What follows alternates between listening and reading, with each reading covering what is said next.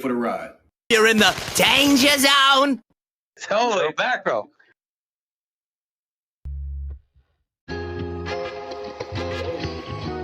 I am already making rookie mistakes. All right. What is going on, everybody? We are in the danger zone, and there is no Dane in the danger zone. Dane is currently, I think, driving, and he's in and out of service. He cannot be a part of the live stream part of the show, I suppose. But he probably will pop in and out of the chat. That's where we all, that's where a lot of us all met each other, you know, in the chats and the YouTube streams. That's where we've become friends and family, you know, maybe even some lovers. I don't know. But yeah, so we got an awesome show in store for you. It's just me. I know. I'm sorry, guys. But we at least got a great guest planned. This is a guy that, you know, we've all come to know and love, a dude that, especially around draft time, everybody's tuning into this dude. He's all over the place, and rightfully so, because he knows what he's talking about. But I love this dude's opinions on everything, like just anything Jets or football related. I love listening to this guy and just kind of picking his brain. But we'll get onto that in a little bit. So you guys have to bear with me. This is my first time doing all this stuff. I'm trying to do this producing stuff. I tell you guys all the time, Dane is the brains behind the behind the whole thing here, and he does all the background producing and stuff. And I just get on here and drink beer and talk crap. So, but I'm going to trudge through it, and we're gonna have us a show tonight. We've had a lot going on since last Friday. There's been cut downs, there's been trades, there's been pickups. I mean, there's just been all kinds of stuff going on. There's so much to talk about. Can't wait to do it. Cannot wait. Let's see what we got going on in here. Just want to say hello to a couple people that popped in early. Greg Rollo, what's up, dude? Yeah, I had to tell him in the chat. No Dane tonight. Sorry, didn't mean to break your guys' hearts. Just me tonight, but we're still gonna have a good time. Red, what's up, buddy? How you doing? I talked to you a little bit earlier, but good to see you in here, man. Appreciate you coming in, hanging out with us. Rich, one of our OGs. Love you, Rich, buddy. Hope you're doing well, man. And as I mentioned earlier, Dane, yeah, in and out of service. But I know he'll be in here throwing his little 2 cents into everything. God forbid we have a show, just me doing my thing. He's going to be throwing his little 2 cents in here. We'll see how it goes. Rich, dude, I totally agree. Dane destroyed that intro. I love it every time. And you guys don't see it, but whenever you're like waiting for the show to start and the intro's going on, there's like these two little bubbles in the top right hand of the screen, and like it's like Dane's in one bubble and I'm in the other one, and you can always see me in my bubble because I'm back there like drumming at it the whole time and stuff, and Dane's like doing the guitar. Like we have a blast with it. It's a great time. Dane, I was planning on hitting this at some point. So you're just gonna have to wait, dude, because I want to get Dom's opinion. I want to get Dom's opinion on that, and I'm gonna give mine at the same time. All right. MYJ Superfan, hey, thanks for coming in, buddy. Appreciate you. And I almost didn't do the oopsie thing.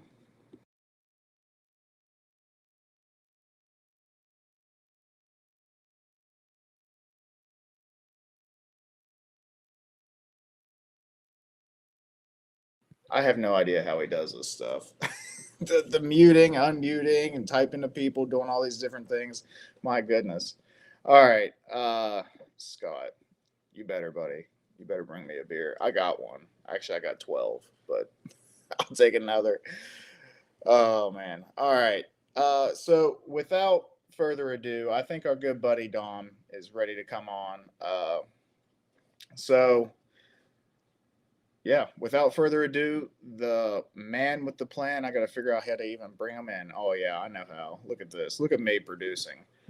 DomC of Project Prospect. What's up, buddy? How are you doing tonight? Murph, I'm good, brother. How are you? How are you? Oh, I'm good. I'm just learning as I go here. on, on Yeah.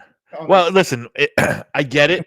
Trying to take on the role of somebody like Dano who kind of always runs, everything, and you're just there for, your good looks and your smart takes. It happens to me all the time, dude. It happens to me all the time. So you'll get used to it. It's fine. We're just gonna be here and shoot the shit a little bit and talk some Jets football. So it's all good, Holmes. Hey, yeah, and that's the great thing about this show is it's really like that's what Dane and I really kind of wanted to build this on is just dudes hanging out, talking ball, just BSing, having a good time, and if you want to have a few drinks with us, you can. If not, if you want to just hang and talk ball, whatever. Like it's just a chill thing for us to do on Friday nights, so we're not out getting in trouble instead. Yep, I hear you. Yeah. Excuse me for a second. You're all right, buddy. You're all right. Oh man. So, like I said, we have oh my goodness, we have so much that we can go over. I wanted to see. Oh, the first thing I wanted to have touch on, and we don't have to spend a lot of time on this because it feels like as much as everything that's happened already, it almost feels like old news. Preseason, it happened. Here, gone, already, done. Mm-hmm.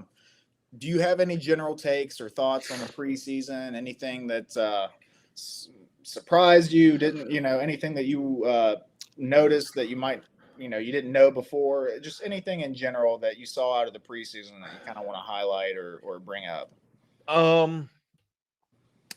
Preseason. Well, sorry, man. I drank that thing and went down the wrong way. Hey, been there, done that. Been there, done that. Listen, I don't think Justin Fields looked overly. I'm not very overly excited with Justin Fields.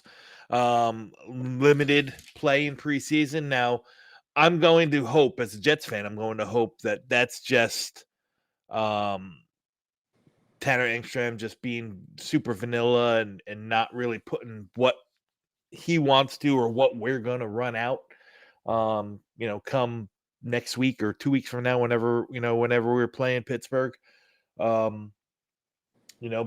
I would have liked to see more from Justin Fields. Now, I will say this. I am not that guy who gets worked up over what happens in practice. You know what I mean? I know some people love to get worked up. Murph was 6 for 13 in passes and practice and all that stuff. I'm not worried about what happens in practice, but the practice games mean a little something more.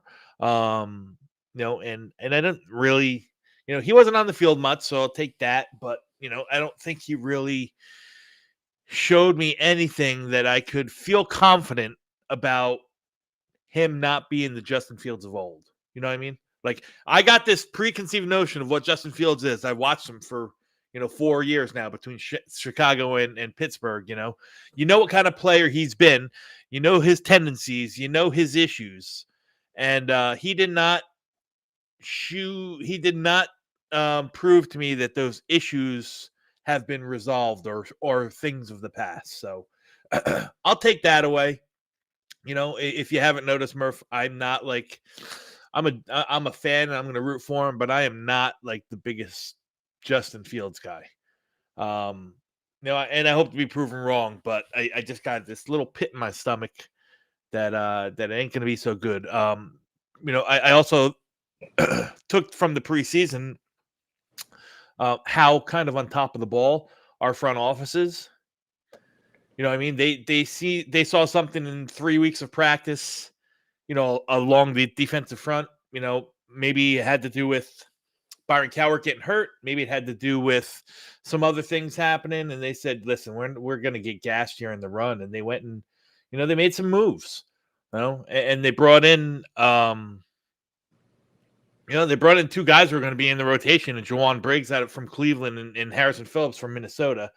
Phillips is going to be, I think you'll see him the line share of the time when we're in base defense and early downs and stuff like that. I mean, Harrison Phillips is a really good football player.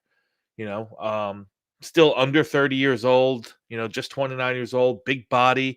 Can eat up those double teams. Can keep guys off of Quinnen Williams. I think pairing him next to Quinnen is going to be something that's really, really fun to see. And I think it'll open up Quinnen to really get back to doing what I think he does best, and that's really cause havoc and disruptiveness in the backfield. You know what I mean? Getting at the quarterback, pushing the pockets and stuff like that. I think having Harrison Phillips and Juwan Briggs there will really help that. So I guess those are like the two big things that I took from training camp is that I wanted to really see more from Fields so that I didn't feel like I felt I was watching Fields from the past 4 years, but that didn't work. And I thought that the front office is really on top of their shit, more so than not. If they see, they're not afraid to, pull the plug and switch, taking, an about face and go the opposite way. They did it. They signed Derek Nottie. He came in and he looked like garbage. They shipped Derek Nottie out. You know what I mean? Mm-hmm. They went and Cowart got hurt, and they had two guys in here the next day.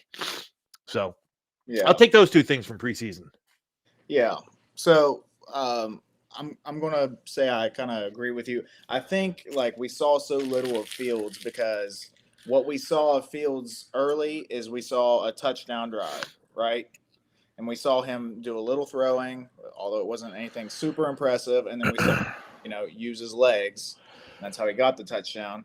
And I think that the coaching staff just wanted to just leave on a high note. You know what I mean? Like, let the kid's confidence be high. The only snaps he got, he scored a touchdown, and it's probably the smart route to go. I mean, sure. Confidence is huge for a quarterback. I preach it all the time. I think if a quarterback loses their confidence, they can lose their career.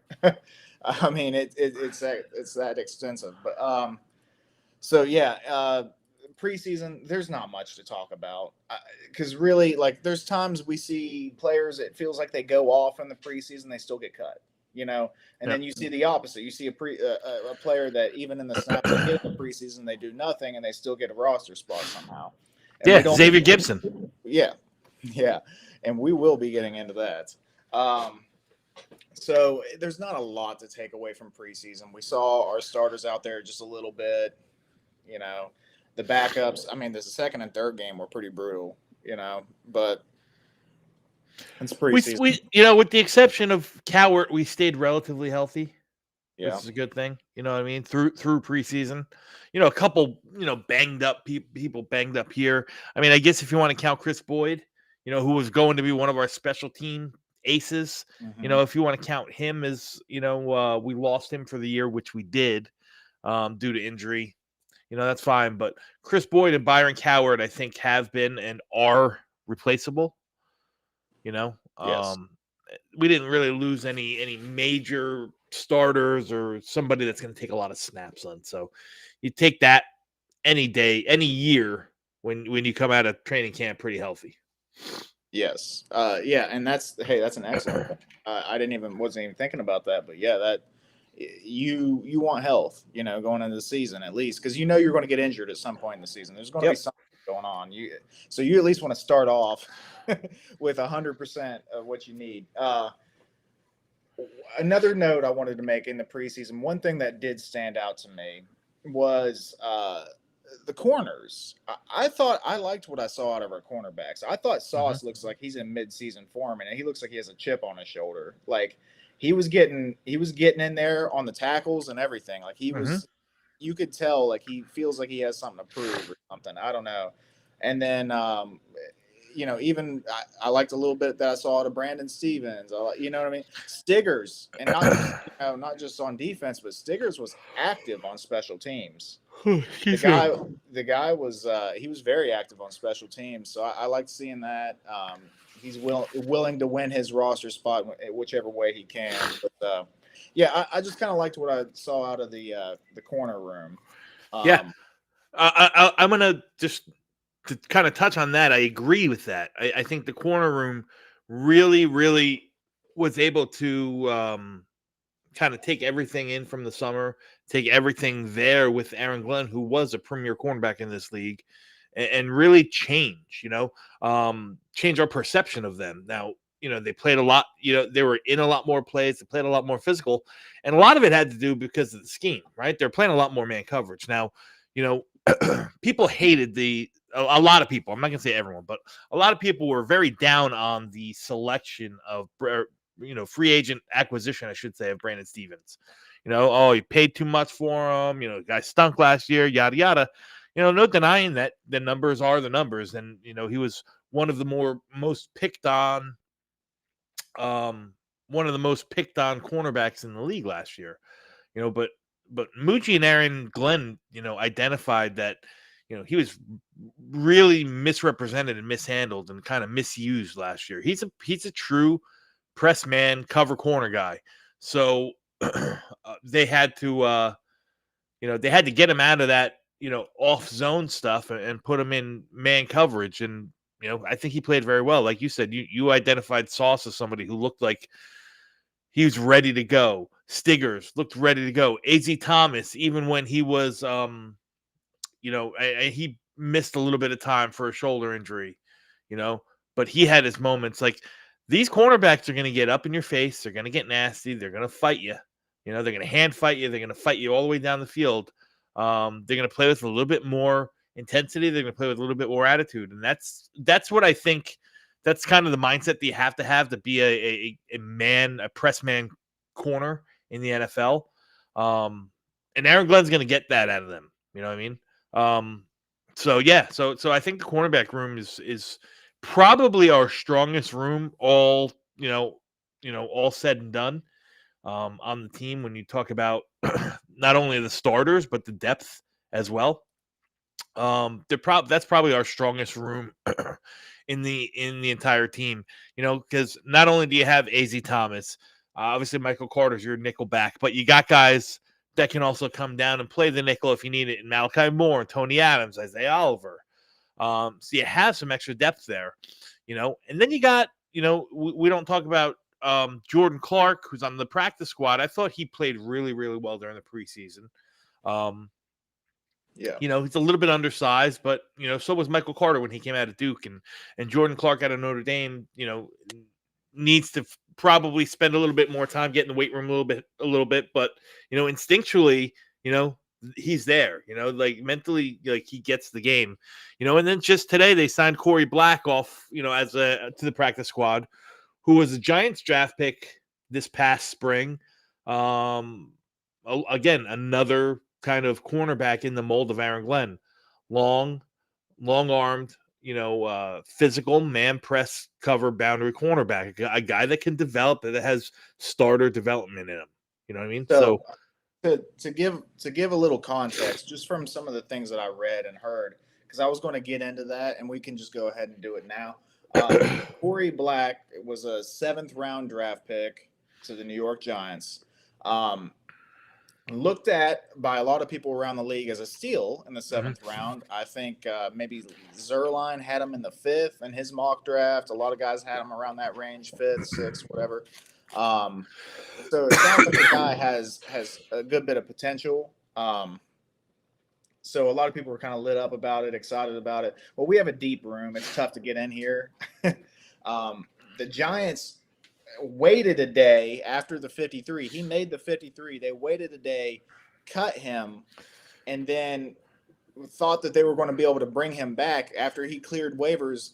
We ended up snatching him up. Yep. Signing him. So what do you think, Dom? Is it a good move? Like, anytime you can get guys, no, not at all. Anytime you can get guys that, are developmental, but have starter potential in them. I think what it took to get him to sign with the Jets instead of the Giants, I don't know. Maybe it was just more money. Maybe it was more guaranteed. Maybe it was a promise that, he'd be called up and be on the active roster for a certain amount of weeks. All that stuff can come into play, but Maybe he likes the color green.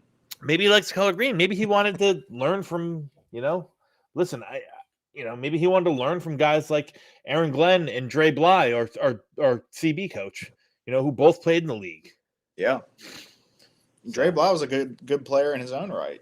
Shit, he sure was, dude. Yeah, absolutely. Hey, I mean, I'm about it. If you can find quality young guys that you can develop, especially with a coaching staff and stuff that we all think know what they're doing when it comes to developing, Yep. Let's do it. I'm all about it. So the next thing I wanted to get into, moving along, we've done preseason. We touched on a couple guys that we've moved around, picked up or whatever. But just in general, I want to talk about like cuts in the final 53. Dom, do you have any surprises, or is there anything that upset you, or anything upset that you're elated about? No, I'm not going to get upset over the roster selections. There was one head scratcher. No, and that's from a really high level. I just thought that Jamal Pritchard was better than Xavier Gipson for everything that I saw, whether it was real time in the games, whether it was the stuff I saw at practice. I just thought Jamal Pritchard was better than, like, I thought Brandon Smith had the wide receiver also had a phenomenal camp. He caught everything. 2 in a row. Yeah. He caught absolutely everything. What is that? My MacBook, man. Anytime you do certain gestures, it tries. I don't know. Yeah. But I thought it was going to be he was going to be Brandon Smith, that is, climbing an uphill battle because he doesn't play specials, and basically, call it what it is. We're on a team that's probably not going to throw the ball to wide receiver 2 all that much. It is what it is. So I thought he was fighting an uphill battle, but Pritchett, I thought, was really good. And then you compound that with the fact that Xavier Gipson missed all that time with the shoulder injury. I thought it was going to be a no-brainer, man. I thought it was going to be a no-brainer that Pritchett was on the team and Xavier Gipson was demoted or relegated to the practice squad, but they thought different. So that's probably the only big not even wow, just like the only thing that made me question. I had JBC making my final 53. He didn't, but I did not have Leonard Taylor making it, and Leonard Taylor did make it. So to me, that's probably net is a win, because JBC can be, he's cornerback depth at a room. He's a positional depth at a room that's our strongest on the team. And, the upside to what Leonard Taylor can offer, even in limited snaps and limited reps, he's got a skill set. He's got a skill set that the rest of the team, the rest of the defensive tackles don't have. Yeah. Yeah, I'm shocked to hear that you didn't have Leonard Taylor on your final 53. But that defensive tackle group it's weird. It's not that it was like super strong before we made those moves, but it was like Quinnen's up here, and then everybody else is like tight in this. Like everybody else is kind of in that same range. Here I go again. Hearts for you, Dom. Thanks, buddy. And so it's like, who do you cut at that point? Because they all bring a little something different or whatever. I don't know. I think Leonard Taylor just had too much upside to He's got too much juice, man. Like I said, he can get the quarterback, and that's a skill set. Like, Quinnen does it very well. Jay Tufeli, who's really probably the backup to Quinnen, the backup, he took Solly Thomas's spot as the backup 3 tech. He doesn't have that kind of juice. Leonard Taylor can. You put Leonard Taylor on the, in a straight up, they're going to be passing the ball kind of situation. Leonard Taylor's going to press that pocket. He's going to make moves. He's going to, he's going to get at the quarterback. He can pressure the quarterback from the inside, and I think that's a skill set that is highly coveted throughout the league and is rare. And so once you get your hands on guys that have that skill set, I think you hold on to it and don't let go. Yeah, absolutely. And I want to say, I was with you on the Pritchard thing. Like, what is it going to take to get Xavier Gibson off the team? I don't know, man. Yeah, I think he's got naked pictures of Brick. He's got something going on. I have no idea what it is, but that was the one thing that I'm like, really? Like, I can explain Clemens, like I can work that out in my head and make it make sense. Gibson, I just can't, dude. You can't tell me that you can't find another punt returner on the team. Yep. Because that's all he gives you, and he doesn't even give you that well. Like, he's going to fair catch the ball with 20 yards of separation all around him. Yep. He's going to muff half of the friggin' balls that come at him, bobble them at least. I don't get it, man. But Quick Dolo's saying Tyler Johnson practice squad was unexpected. I liked Tyler Johnson. I liked a little bit of what I saw in the preseason out of him. I recognize that he's not wide receiver 2, a bit like talent, yeah. But like as a wide receiver 4 or 5, like I thought that he might have deserved a spot on this team, but they moved some things around and now he's on the practice squad. What do you think about that, Dom? Yeah. I think that's part of the roster gymnastics that good teams and good front offices utilize. Like, all right, Tyler Johnson's on the practice squad, but he can get elevated.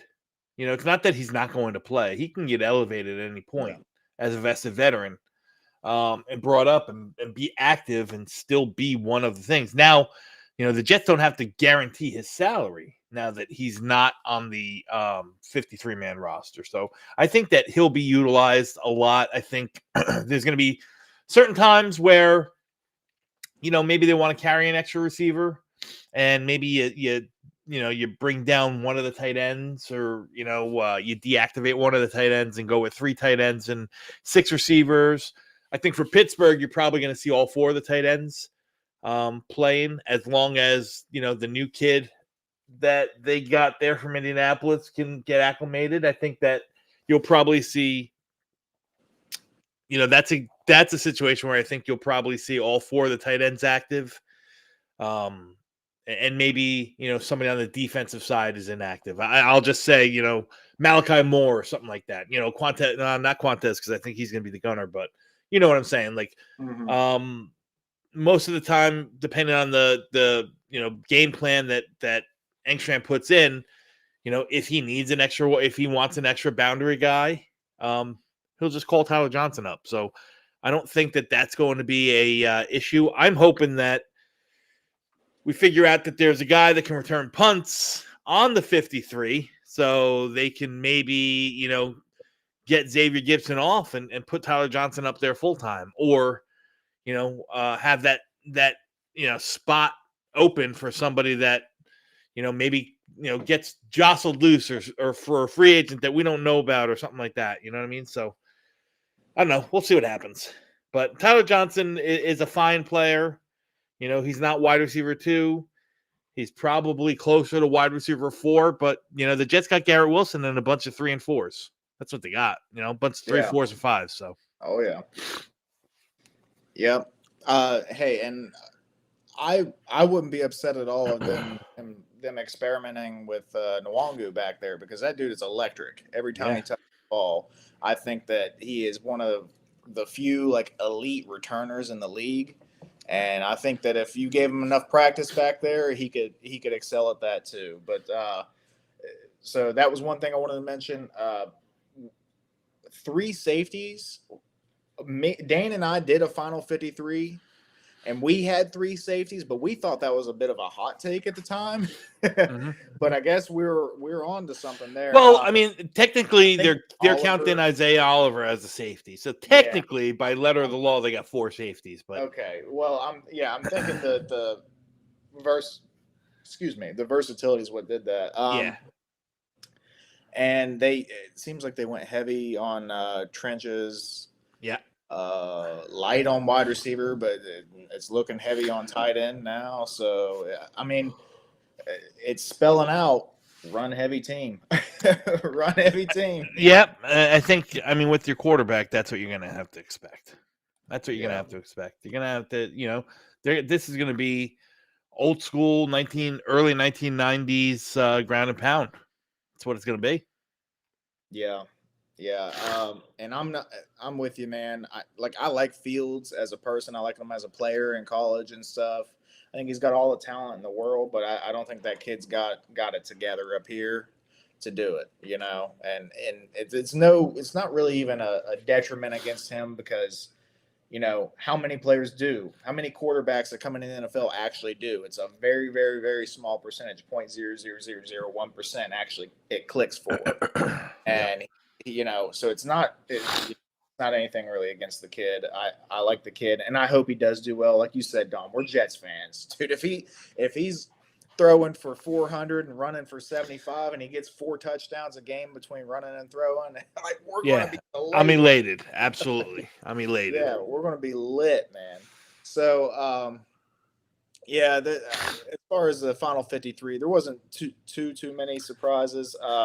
I think some people are surprised that Tyler Barron made the final 53, but for me, that was a no-brainer. Like this regime's not going to move off of one of their first draft picks already, especially at a position that they're thin at.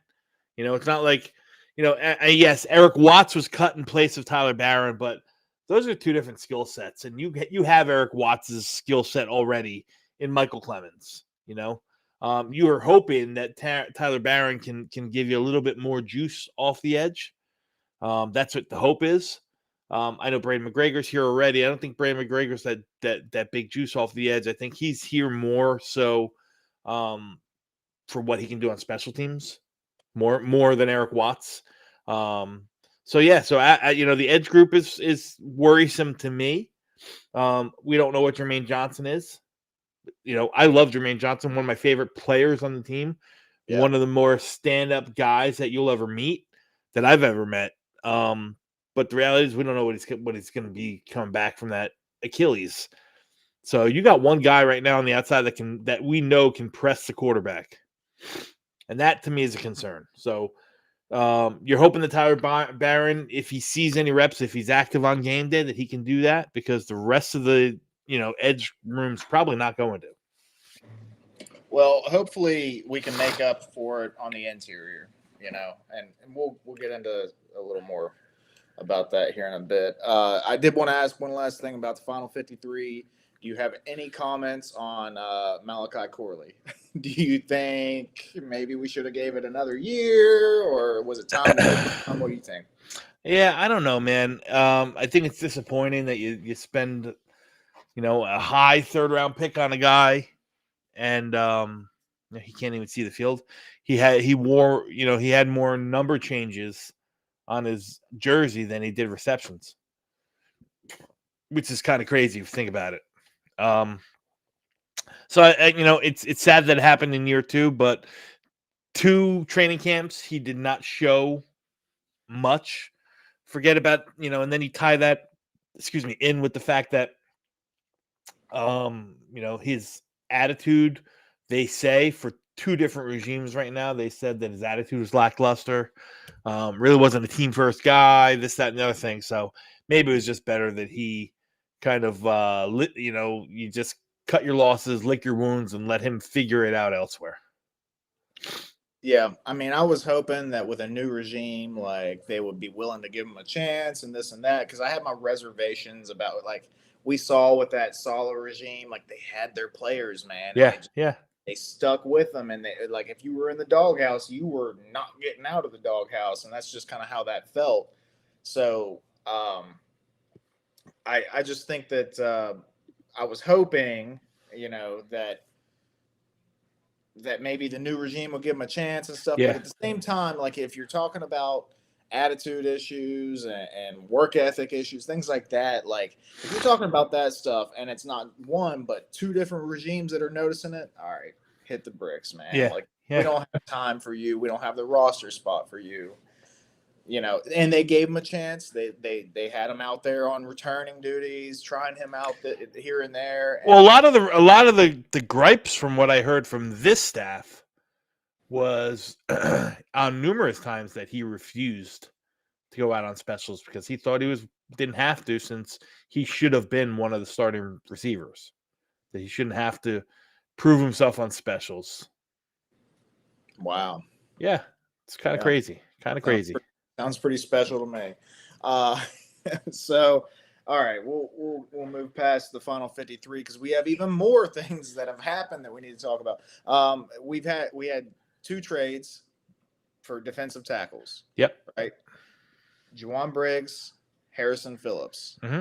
I'm gonna let you roll, man. What do you think about both of these guys and the compensation we gave up? The compensation doesn't mean anything. Like, all you did is move. It's like moving decks, chairs on the deck of the Titanic, right?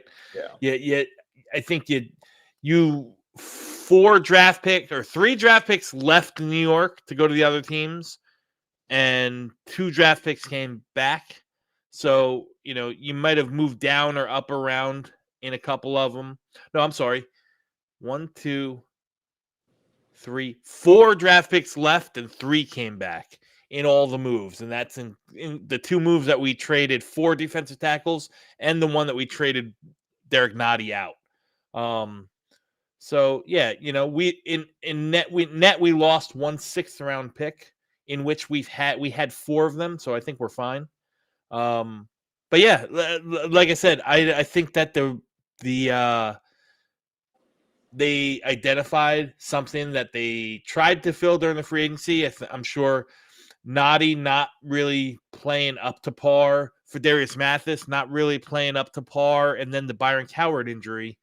They had to have take a, drink a quick swig of humble pie juice, and identified a problem that was still a problem, and they went and fixed it. So I have no problem with that. I got no issue with that at all. Both of those guys are big, linemen stuffing, double team eating, run defender first, and then you got the guys like Quinnen and Tufeli and Leonard Taylor that can get at the quarterback. So you really rounded out the room very well. I think it's probably, behind the cornerbacks, it's probably the second most healthy room that the Jets have. Yeah. It's looking good now for sure. Harrison Phillips is a no joke name. Like, I mean, that's a guy, he's pushing 30, but he ain't even 30 yet. And we've seen defensive tackles play well into their mid 30s. So sure. That's a good name to have beside Quinnen Williams. And then you even got a guy that can step in behind him and rotate in on those run stuffing downs whenever he's, banged up or he needs a breath or something like that. That Juwan Briggs. Oh yeah. He looks like he's, at least solid enough to handle his own for a few snaps here and there. And like you said, Tufele, Leonard Taylor and stuff, rotating in for Quinnen. Oh man, it does look nice. Yeah. And it's just like you said, dude, shuffling chairs around on the deck or whatever. We're not talking about firsts and seconds that we're moving around and stuff, guys. Like, we're playing with like pocket change here. It's like I went to the poker table and I dropped, 2 nickels, a dime, and 2 pennies on the table, and I'm like, that's all I got to mess with, guys. Let's play. And the other guys are like, oh, I got $1,000 here, so whatever. But anyway, so yeah, compensation means nothing. We ended up with 2 solid players in return. I'm all about it. These are the type of players that we've been screaming about all offseason, right? Everybody, that was one of the biggest needs. Everybody's talking about, hey, we need like a run stuffing defensive tackle. We need that guy. And didn't draft one. We brought in Naughty, but everybody's like, maybe, Yeah. And turns out maybe was a no, and they corrected that real quick. Yep. So, which I don't have a problem with. Yeah, me neither. Like, hey, it didn't work out. That's fine. I'm not even going to say that means Naughty's a bad player. Maybe he's just not a good fit for Aaron Glenn, right? Yeah, I hear what you're saying, but I think more so he's probably just on the, he looked a little bit washed last year. His numbers decreased heavily last year, so he might just be washed. That's the reality.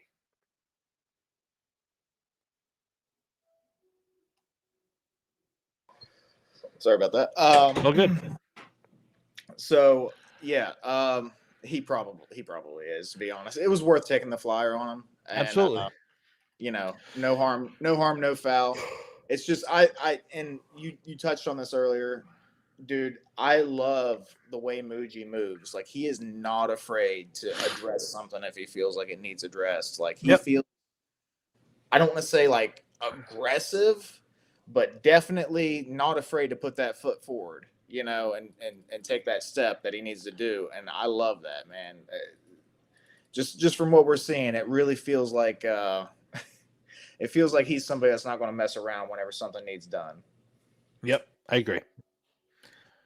Yeah. So beyond the trades, we made more moves even after that. Like we said, hey, Muji's not messing around. He signed 3 guys, right? And I'm gonna be honest with you, I only recognized one name Okay. out of the 3. So I'm going to be relying on you here, Dom. I've been waiting all week to ask you about it. I haven't even researched it. All right, so we signed a defensive lineman. I'm going to butcher the name. Essa Poole. Offensive tackle, Pole. Issa, Offensive tackle. Pole. offensive Oh tackle. my God. Issa Pole. That is an O. I put OL. I read it as DL. Yeah. It's all good. Anyway, Yes, Issa Pole. Tight end Jelani Woods and linebacker Cam Jones. Okay, yeah. So you wanna touch on these guys and let us know what makes them worthy of our 53? Yeah, well, I mean, I was banging the drum that Issa Pole should be a guy that we claimed because one, it's a guy that this regime did a lot of homework on. He was in for one of our top 30 visits during the spring. He was in here. He's to me. He's like I know this is going to sound like a lofty comparison, but he's like the Dollar General version of Olufashinu, right? Big, long, long-armed, moves like spectacular. Can really get out in space. Quick, fast, agile. Really, really stout against in pass blocking. Needs to get a little bit more functionally strong to really be able to move people in the run blocking. But this is a kid, and I say kid because I think he's just turned. He's either still 21 or just turned 22. This is a kid who hasn't been playing organized football all that long. He's just a big old Samoan. You know what I mean? But you watch him and you watch him on film, and he's got it. There's something there. Again, this is not a guy.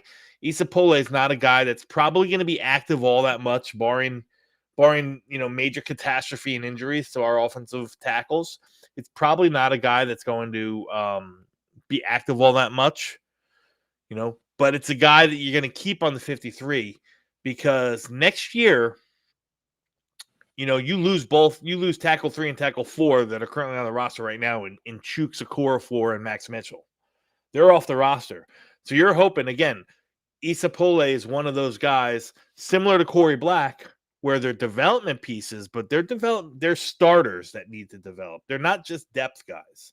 These are guys that have the ability to really be starters. And at 6'5", 325 pounds, the way he moves, yes, he's raw. He's very, very raw as a blocker. Hasn't been playing football, like I said, all that long. So I think there's a lot there to like. He's got all the physical traits. He's got, the skill set is honed in to an extent, at least half of it. And the other half he just needs to, see reps. But this is a pure left tackle that can really develop. And you hope that a kid like this can become your swing tackle for years to come. And, if you have an injury, you have Membu gets an ankle or Fashinu gets a shoulder, something like that, and they're going to miss a couple weeks. This is a guy that eventually you hope can just slide in and all is well. You know what I mean? This is a pipeline guy that I think can be a real big part of our future if he's coached and developed correctly. Okay, cool. Hey, that sounds excellent. Like I said, I didn't know anything about the guy. I completely butchered his name and his position. Yeah, Uh, he was the guy, and you know, everyone had their, you know, their. I want this guy. I want that guy. This guy was number one on my wish list of free agents to sign once the waiver started. yeah, I mean the name does sound familiar, and it only sounds familiar when you say it, Dom. So I was probably listening to you talk about this guy back in like draft time, like when you're like, oh, like deep sleepers or something. You know, all those names they blend together after a while. I can only imagine how it is for you. Um, what about Jelani Woods? Now that's the name I did recognize because I remember us talking about him prior to that draft. Yeah, I mean, he's got like I think this is his 4th year in the league, if I'm not mistaken. The Virginia. Let's see. He was a 22 draft Okay. class kid. So this is his 4th year of experience. Now a lot to like at 6'7", 255 pounds. You know, he's a kind of target, you know, a different, you know, his skill set is different because he's so dang big. He's a weapon. You know, he can, for a guy 6'7", he can move. You know, he played in Oklahoma State. I forgot, he transferred in Oklahoma State. I forgot where he came from prior to that. I want to say it was, maybe it was Miami, maybe it was Maryland. For some reason, something with an M is sticking with me, but you know, very, very underutilized in college. You know, we're kind of one of those diamond in the rough kind of things. Was never really the focal point of an offense. Offers, you know, he's a true F. You know, and when I say F, I'm talking about that inline tight end. You know, he's that guy. You know, and my guess is that they're trying to figure out if he can be the, you know, the true F and what you know, the true backup or the second tight end, you know, to Mason Taylor, or, you know, you're going to run a lot of 12 personnel. And I think Mason Taylor is going to do best as a wing or in motion and stuff like that. So maybe they're trying to find out with Woods if, you know, he can be that true inline tight end, not only as a blocker, but also as a receiver. You know, he battled injuries the past 2 years, really hadn't seen the field all that much in Indianapolis the past 2 years, but the talent is there. The upside is there. The physical traits are there. It's just a matter of keeping it all on the field and pulling it out all together. So that's Jelani Woods. I don't know where Murph went. Thank you, Scott Foster. It was Virginia that he played for prior to Oklahoma State, right? Thank you. I appreciate that. Yeah, and then the third, you know, the third guy that they put a waiver claim in was Cam Jones. Cam Jones was a linebacker from Indiana, also came out in the same draft as Jelani Woods. And Cam Jones he's a guy. He's a dude, man. Super fast, sideline to sideline speed, a little bit undersized. Reminds me a lot of like Quincy Williams, how he shot out of a cannon. When he goes, man. You know, but it seems like over the past 3-4 years, this is a 4th year of experience. Past 3 years, he's really found his niche playing special teams, and yeah, that's you know, that it seems that, you know, Chris Banjo, our new special teams coordinator, has got a bunch of those guys, right? He's got a bunch of guys that are really, really good on special teams. Where I expect our special team units to be very, very good. You know, you got Stiggers, you know, who's pretty much just a special teamer. Marcelino McCrary Ball. Now you add in Cam Jones to the mix. When Irv Charles gets back, you got Irv Charles. You have Kene and Guanu. You got 5 guys that are a roster that really are just special teams guys. You know, sometimes it's 2 or 3 that you get like that. We have 5 that their focal points are really going to be on special teams, and that's just going to make those units that much better. Yeah, and whenever you're like, I don't want to be that guy that like comes off pessimistic all the time and stuff like that, but I don't have a whole lot of hope for us to have like a top 12 offense, you know. So when your offense isn't one of the better offenses in the league, it definitely helps having help at special teams. And I definitely want to just throw out like, hey, our punter looks McNamara. He Yeah. looked pretty legit in the preseason. I thought. I mean, I don't want to get all hyped up over a punter, but I feel Yeah, like I hear what you're saying. And I don't disagree, man. I don't disagree at all. so. Yeah, special team having a good special teams unit, love it. You know, going to need it probably this year. This is going to be a gritty year. You know, so okay. Dom, do I got you for another 5 or 10 minutes? Or Yeah, absolutely. I'm good until about quarter after. Okay, cool, man. So a couple other things I wanted to touch on. It seems like so much stuff came out. I'm a big uniform guy. I love uniforms. I just wanted to get your opinion. What did you think of the rivalry drop and just the thought of them doing these making these rivalry games like this big thing now? You know. I think it's cool, man. I mean, listen, I get why they do it. It's another way for the league to make a lot of money. But whatever, it's cool. I thought they were pretty cool. I didn't realize they were green. Jerseys are actually green. I thought they were gray. Yeah, but they're pretty gray. Like, yeah, they are a grayish green. But it's kind of like Jets. Like Jets kind of have that color to them, right? Like, yeah, for sure. Yeah, so it kind of makes sense. I like it. But go on. No, that's Oh, all I okay. was saying. Yeah, I didn't know if you had more. I was hoping they had a white helmet with that. I Mm, like the white helmet personally. yeah, and I do think that we're going to see a white helmet this year. I think for 1 or 2 games, their alternate helmet's going to be a white one this year. I might be wrong. Either way, the rivalry uniforms, it's cool. I kind of think it was a bit much. Like when I was looking at it, there's a lot going on, and then they have like blue in them. It looks like, and it's hard to tell. Like I got to see them like under stadium lights. I think. Yeah. I think I'm going to have to see them because they're like backdrops and stuff really kind of didn't do them justice. Like I couldn't tell, you know, but it really looked like there was some blue in there and stuff. And I'm like, whoa, hold on, guys. like we're the Jets. We're not the Giants. We're not blue. This isn't the New York Titans anymore. Those were horrible uniforms. Never bring them back. you know, so I like the idea of bringing kind of like a grayish look. I've always thought like Jets probably should have like a grayish look because, you know, a lot of fighter jets and stuff do. But hey, we love rivalry games. We love feisty games. We love these players shit talking each other. We love this thing. So if they're going to add a little extra hype to it, I'm down. You know? Yeah, absolutely.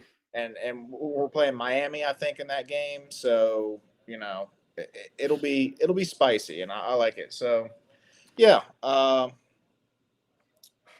What else did I? Oh, Breaking news, if it matters. Zaire Barnes will not re-sign with the Jets practice squad. He signed with the Giants today. Interesting. So we traded Corey Black for Zaire Barnes. It's almost like the Giants, like, were trying to get us back, right? Like, doesn't that feel like they're like, oh, okay, you got one of ours, we're going to get one of yours now. And we're like, well, it's just Zaire Barnes, guys. Like, you can have him if you really want him. Yep. Well, you know, that's interesting. It is what it is. I meant to highlight this earlier, but yeah, Jelani Woods. I did want to, like, I missed part of it. I had to put the kiddo to bed real quick, but how was he in the blocking? I did want to ask you specifically about that because you said he's like a traditional F type. So yeah, you know, he's good. I think he's probably the best that we have on the roster right now. You know, I think you look the 4 tight ends, you line them up, and yeah, he's probably the best blocker as of right now. Okay, even over Beck, huh? Because I feel like Beck's pretty solid. Well, I count Beck as a fullback, but we don't know what the hell Beck is. Beck is our X factor this year. I'd probably still say that Jelani Woods is the best blocker out of all of them. Ruckert's probably second. Ugh, that's not saying much right there. Yeah. Speaking of a guy that I was surprised that made it, Rucker is still with us, I think. Yeah, I'm not surprised. Stanley Mann, welcome, brother. Failure of the Jets to trade for a wide receiver or defensive end. Does this mean the Jets will be using 2 tight end formation more than usual? Yes. Yeah. It absolutely does. I think you're going to expect to see a lot of 12 and 13 and 22 personnel. With 2 receivers, 2 tight ends, 2 receivers, 3 tight ends, 2 running backs, 2 tight ends, 1 receiver. Expect to see a lot of that stuff.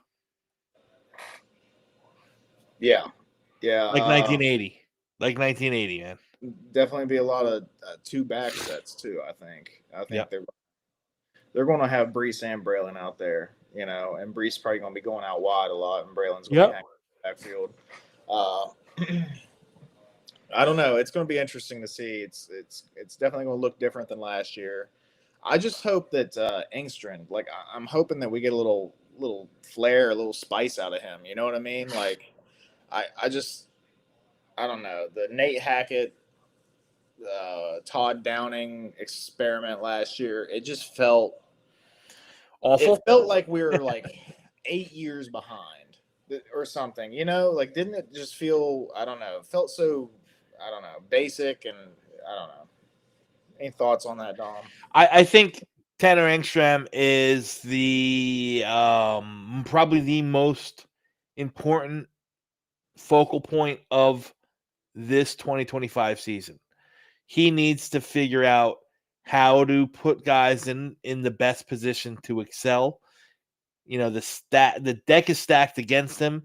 He's the one who's going to need to get creative. He's the one who's going to have to, figure out the spacing and scheme these guys open, something that the previous regime was just unable to do after they got rid of Mike LaFleur. Yeah, and honestly, I didn't hate LaFleur.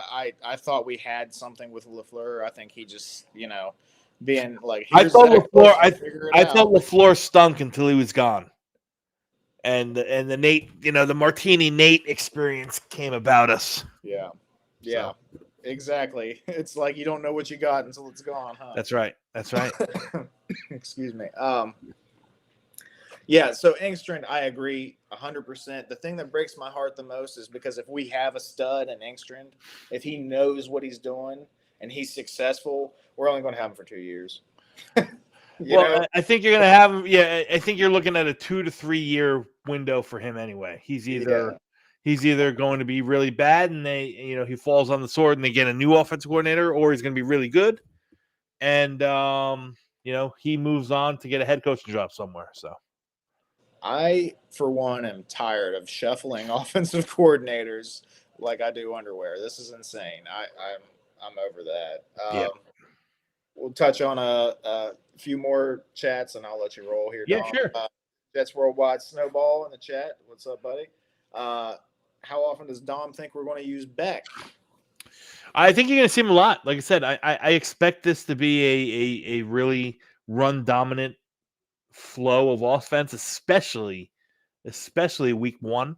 So I could see him in 2 back sets. I could see him in I could see him in 12 and 13 personnel as that flanker, that wing, that lined up on the wing, going in motion, split zone blocks and stuff like that. I absolutely think that you'll see Beck a lot. But as the season goes on, and if the season kind of goes south, I think he's also probably one of the first ones that they'll move off of. Cool. I like Beck. I got hyped up on his game, just seeing. I don't know. I think he's going to be somebody that's going to be like a sneaky gem for us in a way. What was? Oh yeah, here we go. Red, should we have snatched up Tommy DeVito, old Tommy Cutlets? Also, would you have gotten rid of Martinez? No. I would not have gotten rid of Martinez. I would have tried to. I would have tried to keep him on the practice squad. Now, is that in addition to Brady Cook being on the practice squad, or would you have chosen Martinez over Cook? What's that? Is that in addition to having Yeah, I would have kept them both. both? Okay. Yeah. You're saying, yeah, I'm not a big Martinez guy. I feel like it's like the next Traveler to me. It's just like I feel like Jets fans fall in love with our quarterback 3 or 4 that has mobility. No matter who it is, it's just like if he can run with the ball as a quarterback, for some reason Jet fans just love him. And Martinez is that guy to me. And Tommy DeVito, no guys, come on. That was just a weird sensation, and it didn't last any time in the other New York. There was another one I wanted to touch on. Shoot. Thought Tommy was a decent player. I disagree. I think he had a couple flashes, and then it was over. Tommy DeVito's not it, man. No, He's not it. Yeah. I'm right there with you. There was one other thing. To the light, yeah, I totally agree with that, Snowball. Like for me, I'm like, God, I got to see these and like actually on the field or something because I can't even tell what the hell they look like. All right, well, one last thing, and guys, remember, I should have been doing this a while ago. Remember, like and subscribe. Dane puts a lot of work into this. This little half-ass production I got going on tonight isn't, the only reason I'm even able to do it is because he had it all set up and ready for me. Where is he anyway? Yeah, he's having himself a little weekend getaway. His birthday was like a week or 2 ago, and he's finally going to go out and celebrate it with his old lady, and they're going to, have a little weekend getaway. And he said, Nice for them. Good for them. I think they're driving right now, but so yeah, good for him. He deserves it. He puts a lot of work in, both at work and to this show. So, so guys, remember, do Dane a favor, do me a favor, like and subscribe. And then the last thing I was going to ask, we are in full swing of fantasy season. Dom, I don't know if you get into a whole lot of fantasy, do you? I do. I play Okay. I partake a little bit here and there. Yeah. Okay. Well, then hook the people up because there's still some drafts going on here and there. What guys is Dom looking at this year? Who's going to have a big year? Sheesh. On the DomC fantasy big board, and don't tell me like Bijan Robinson. Yeah, no. I'll give you some. Oh man, let's see. If you're talking about like rookies, like guys like the first year players just got drafted. Obviously, I think Tet McMillan's gonna outkick the coverage. I wouldn't be surprised if he's a top 20 receiver when it's all said and done. So he's a guy you could probably sneak through in like the 5th or 6th round. I think Evan Engram in Denver is going to be really, really good. So if you miss out on the first wave of tight ends, go get yourself some Evan Engram. And the one running back guy that I'm taking on in all my drafts super, super late is Chris Rodriguez. He's part of the committee in Washington now that they got Brian Robinson's out the door. So those are 3 names for you. How's that? Hey, yeah, I'll take them. Noted. I've had 2 drafts already, and somehow I've had like 3 or 4 picks the same, and I hate it when I do that. I want them to be different in case I fuck one of them up. You know what I mean? So I have totally different players over here that still stand a chance. I ended up having like 3 or 4 players the same. I don't know how that worked. But I think there was one last question in here, and we'll get you rolling. Where the hell? You guys are killing it in the chat. Snowball, he says, do we stand a chance against the Bills at all this season? Nah, probably not. They're a good team, dude. And there you have it, guys. There you have it. Straight from the sage himself, DomC, telling you, sorry guys, no chance. And I'm agree with him. I honestly, I got us like 5 wins this season, so I'm not the guy to ask. What if you're looking for a whole lot of optimism this year? All right, Dom, we're going to let you get rolling, buddy. You have anything at all you want to plug? I noticed you've been working with Talking Jets and stuff lately. What's going on, man? Yeah, Talking Jets show every Monday night, 8 p.m. Through the Talking Jets network and or Jets Talk 24/7. It's kind of streamed through both channels. On Wednesday, for all you draft junkies, if there are any of you there, I'm on the Sick podcast with a couple other draft analysts. We're talking straight up college football. We're talking straight up draft prospects, not Jets oriented or centered at all. This is more in the weeds draft stuff. That's really what I got going on right now. Okay. Mondays and Wednesdays there, rocking. All right, and are we still doing anything with Project Prospect? Or Yeah, but that stuff probably won't really kick back in until about October, November, or something like that. Okay, cool. Yeah, I loved it. There's a few guys that you brought on. I'm not going to try to remember the names off the top of my head, but there's some great combos that you guys had. Like whenever I listen to you draft junkies chop it up and talk about these players, it's fun because I'm like, I only know half of what you guys are talking about, and I love it. So, yeah. All right, guys. So, everybody, go check out Dom. Talking Jets Talk 24/7. Would you say Sick podcast? The Sick podcast. It's on Wednesday nights on YouTube. The Sick Podcast Network. It's called. All right, awesome, guys. Check out Dom always. Appreciate Dom. Appreciate you for coming on, buddy. Yeah, Murph, it was always a pleasure to chop it up with you, brother. Yeah. Lifesaver tonight. You kept me from having to roll solo all night. All right, man. Hey, appreciate you coming on. Have a great night and keep in touch, brother. You do the same, man. Talk to you later. See you, man. And that, my fellow Jet fans, and maybe even Modine, who I still don't know if he's a Jet fan or not. Speaking of which, right there. That was DomC. That was our good buddy DomC. If you guys give me a minute, I'm going to try to drop the link in the chat here, but I barely know what the hell I'm doing around here, so we'll see how this works. Is it bad that I don't even know how to work my laptop? Like, how do you paste on this thing? Copy invite link. Oh no, what happened? What'd I do? Paste. Boom. There it is. Okay. Proud of me. You guys should be proud of me. Did it.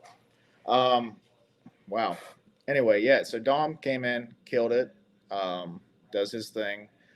Always love chopping it up with Dom because he's not going to bullshit you one way or another. If you're too low and you're being ridiculous and negative, he's going to tell you, hey, you're being an idiot. Like, there's a chance. If you were too high, he's going to say, hey, tone it down. That's what I love. Oh, my God. Already got a fella in here. All right. Give me just a second.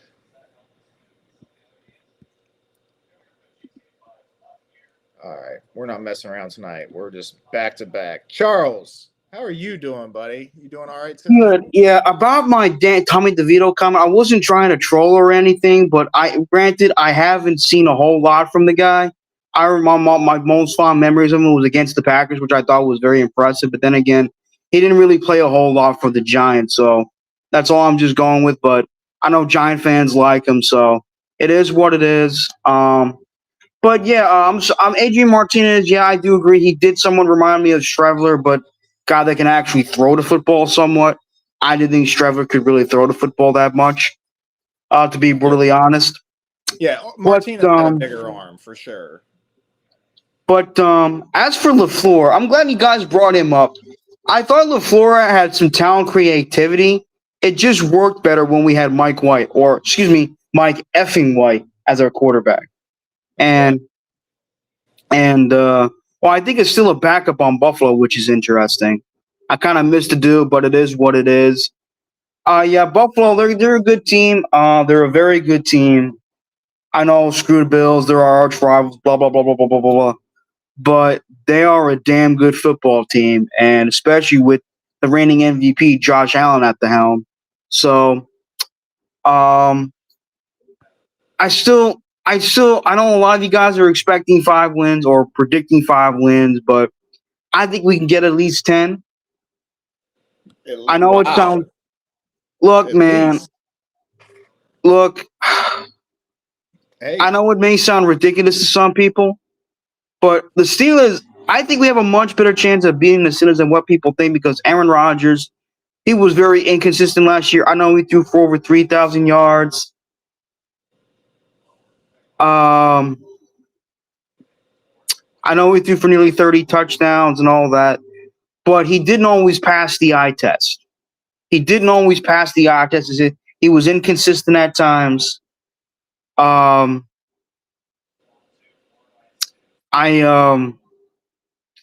Let's see how he turns out in Pittsburgh. I hope. Look, man, for Aaron Rodgers' sake, you better work out in Pittsburgh because if she's not Steelers fans, they're tired of the bullshit too. yeah. I don't know. A lot of the Steelers fans, and Charles, you might know this already. I'm in Steelers country. Like I live in West Virginia. I'm surrounded by Steelers fans. My dad's a Steelers fan. Like a lot of my friends are Steelers fans.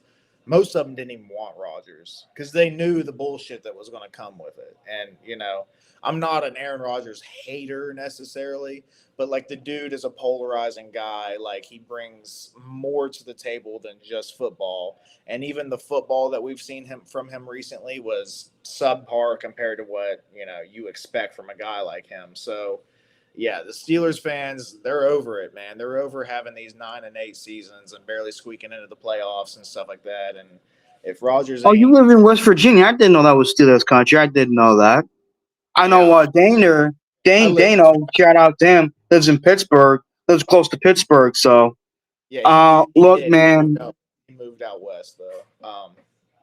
I'm like 2 hours from Pittsburgh, 2.5. So That's cool, man. I've never been to Pittsburgh. I've been to Philadelphia. That's not a bad city. I know, screw their sports teams, but I've been to Philly a couple times. It's a nice looking city. Love their cheesesteaks. Yummy, yummy, yummy. My tummy, tummy, tummy. But I'm very excited that Leonard Ted III made the team. I've always liked him. He's got a lot of energy. He's got a lot of swagger to him. He's got a lot of juice, as John Gruden would say. He's got a lot of juice. I am kind of a bit surprised that Tyler Johnson is not on the starting roster. I do like his speed. I do like his versatility, his speed and whatnot. But, if there's one wide receiver I want to see play this year, well, I want to see not play, excuse me, that I want to see, make an impression is Arian Smith. I know a lot of Jet fans. Some Jet fans are high on him. Some Jet fans, obviously, I didn't hate the pick, but I was kind of surprised by the pick myself. But I know the quarterback he had throwing him the ball wasn't really that good. But he did drop at least 10 passes, which is not much of an excuse, but I do get what other people are saying that not all of his drops were on him. But the guy's got blazing speed, obviously. yep. I know Infrared just like, we're going to get our ass kicked by the Steelers on Sunday. Listen, man, anything can happen. Anything can happen. Just hope for the best and see what happens, all right? Like, I'm not guaranteeing we're going to beat the Steelers. I think we have a better shot at beating the Steelers because their offensive line isn't very good. I know Broderick Jones has been a major disappointment. I heard their center is pretty good. I heard their guards aren't, their tackles aren't, especially Broderick Jones. So what the hell they do, Plus, their best running back, I think, is Jalen Warren, I think. Who's pretty good from what I remember. Yeah, I know Najee Harris signed with the Chargers, which is interesting. I thought he would stay in Pittsburgh, but Pittsburgh doesn't like to pay their players unless they're TJ Watt and company. Yeah, and they brought in oh my God, forgetting his name, the Seattle receiver. DK Metcalf, he's really good, but he too brought is a in bit of a DK, diva. but they shipped out George Pickens, so it's like, you know, One diva for another. yeah. Well, yeah. I think DK probably a little bit better than Pickens, though. Pickens is nice though, but I do agree he is more consistent than Pickens. Yeah, it's still not enough of an upgrade to really warrant. You know, I don't know. I remember when the Steelers used to have Mike Wallace, Hines Ward, Yeah. Santonio Holmes, Antonio Brown. Remember those guys? Yep. Plaxico Burress. Yes, before he went to the Giants and shot himself in the foot. Yeah. He came to the How was Jets. Najee Harris booty cheek, Scott Frank? He's a good running back. I'm not a big Najee guy either. I think he's overrated. Really? Yeah, I don't think he's a RB1 caliber. I think he's a good rotational guy maybe, but I don't think he's worth being a starting running back. He shouldn't have been drafted as highly as he was, in my opinion. I mean, you know. I understand what you're saying. I do like, speaking of Bijan Robinson, I do like him a lot. He is a very good running back. Yeah, Bijan is. He's Red's saying here, Charles. He's saying, let's argue a little who would have more drops. I'm gonna go with Lazard. That's right. I agree. Totally agree. I think that, Arian Smith has been, he's noticed what everybody is saying about him. He's worked hard. He's been putting the extra effort he got the glasses that blink in and out as he's trying to catch the ball and stuff, so where he can't hardly see, and he's doing everything he can to improve his catching. That's what I like. He's really putting in the work. And then you got Lazard, who in his free time kicks a soccer ball around. So I think it'll be Lazard. I gotta go with Lazard because this guy had some good years with Green Bay. Then all of a sudden he comes with us and he can't catch shit. Even with his boy Rodgers, he couldn't catch shit. Couldn't catch a cold if he wanted to. Yeah. Nathan Colgrove, what's up, buddy? He's agreeing with us. So Charles, I wanted to ask you, any of those topics that we talked about with Dom earlier, but specifically, what do you think about the two defensive tackles that we brought in? I like Harrison Phillips. I did not know he came from Stanford. I know he was a good player. I know he started off with Buffalo, then he went to Minnesota. Now he's here with us. Maybe he can get us little dirty secrets on Buffalo. Maybe we can, spike up some Josh Allen drinks or something. I don't know. I'm just kidding. But I do like the other one, Jason Briggs. He looks nice. I think he got him from Cleveland. Yeah, Juwan Briggs. Yep. Juwan Briggs. Yeah, my bad. I said Jason Briggs. What the hell's wrong with me? Close enough. I was saying Jackson Briggs for Mortal Kombat. Yeah.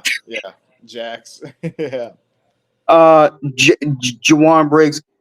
I don't know too much about Juwan Briggs. I do know a bit of Harrison Phillips. He's good. He's a decent passer, but I know he's better off against the run, which is good. I know he played well for Buffalo. I know he played well for Minnesota. So let's see what the hell happens, man. So I think it'll be a good compliment to Quinnen. I mean, he can't be worse than Javon Kinlaw. That guy sucked. I mean, the guy was an embarrassment. I mean, the guy we had before, what the hell was his name? Oh God. Before Kinlaw, the hell was his name? Not Tony Jefferson, before him. Oh God. I know Quentin Jefferson. No, not Quentin Jefferson. The guy before him. Not Tony Jefferson. I mean Quentin Jefferson. We got him from the Saints. Sheldon Rankins. Oh, okay. Okay, yeah. Sheldon Rankins wasn't too bad with us, even though his best years were with the Saints in terms of quarterback sacks. But he did play well with us for a bit. But hopefully, Harrison Phillips will be our best, complement to Quinnen Williams since Quentin Jefferson. I don't know what team he's on now, but I know he was a good player for us. Yeah.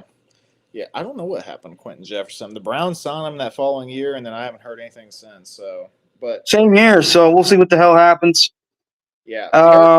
Harrison Phillips has been one of the better defensive tackles in the league for the past 6 or 7 years. I mean, in my opinion, he may not be like an elite stud, but he's been rock solid, and he's a hell of a run stuffer. So it's exactly We what we need some good run stuffers, man. Yeah. I remember how good Chris Jenkins was against the run. He was a beast too. Oh yeah, yeah. Chris Jenkins, yeah. Snacks was excellent. Damon Harrison was good too. Sione Pua. Fadu Kasi. Foley Fotukasi was good. Yes, I liked him. He hasn't been playing. I haven't heard shit from him either. Yeah, he was in Jacksonville for a little bit, and then I think he went to the Texans, and then I think he was a free agent this past offseason, but I don't know where he might have ended up going. But I did you do like our I mean, I do like our corners.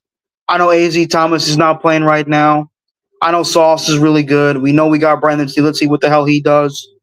I think we still got Jamie and Sherwood. We still got Quincy Williams. Who's our third linebacker? I forgot. Is it the guy we drafted? Oh yeah, Maui. Is it Maui Goa? Kiko or something like that? Francisco Maui Goa, I think. I know. I just heard that oh, shit. Zach Barnes is on the Giants, so that's interesting. Zaire Barnes is on the Giants, so let me see. Yeah, man. Prairie Ball is our third. So I really got to say, man, I've been doing good, man. I just made a video yesterday. You want to check that out when you get the chance? Someone asked Johnny Boy, what are we gonna do with Jelani Woods? Hey, man, if the guy, if it don't depends on his health. He's very talented. He's got some dynamic. He's got some talent. That's for damn sure. I just said that to one of the guys in the chat that Jelani Woods. He's got some talent, man. He can catch the ball. He can run around. He can stretch the field. It's just he's one of those guys. You gotta comes down to his health. He's been hurt the last couple of years. Yeah. Turf toe, and I think a hamstring or something. I know one of them was turf toe, which sucks. Yeah.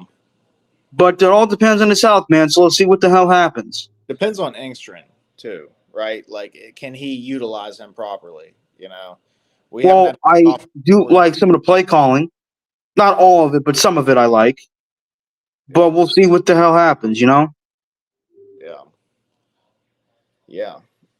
Anyway, hey, I noticed you growing a little beard ski out there, Charles. I know Modine's asking, said, am I auditioning for the Teen Wolf? No, I don't. I love the Teen Wolf movie with Michael J. Fox. That's one of my favorite Michael J. Fox movies of all time, other than, Back to the Future, which is will forever be goated to me. I don't care what anybody says. Yeah, that was a good one for sure. That's all I got for now. I'm gonna shave it. Don't worry. I'm gonna shave it before I go see the new, the new Naked Gun movie tomorrow. Okay. Hey, it looks good, Charles. Why not rock it for a little bit, man? I've rocked it for long enough. I'm gonna get rid of it. All right. I know they get a little itchy and stuff, but once they grow out a little bit more, you get past that point. They're not itchy anymore. So I don't know, but that stage where it first is growing in and stuff, it gets you're like, oh. Especially the neck hair. That's the worst. That's what. Yeah, I've learned that too. Yeah. It was good talking with you, buddy. Keep up the good work. Tell Dano I said hi. Appreciate and you. And go Jets. That's right. Go Jets. Thanks for coming on, Charles. That, my fellow Jet fans, was Charles Gorman, our good buddy. He always comes in and kills it too. We love some Charles. Johnny, the Jelani Woods thing, dude. It's a name that we recognize, or at least I did. He has, he's a big dude, like he's an athlete. But like Charles said, hey, injuries and stuff. And then Dom was talking like, hey, he's already been in the league for almost 4 years. Like, what's he done? I wouldn't get my hopes up too much. Maybe he'll do enough to knock Ruckert off the roster. I don't know. That, to me, that's the goal for him. Like, can you be tight end 3? Because I mean, I'm looking at it. It's Mason Taylor, Stone Smart, and then it's Jeremy Ruckert and Jelani Wood. Well, unless you consider Beck, but Beck is kind of that utility guy. You know, can Jelani Woods do enough to knock Ruckert off the roster? Because if he does, that's a success to me. Anything more than that is just, you know, cream. That's just cream on the cake, man. I don't know.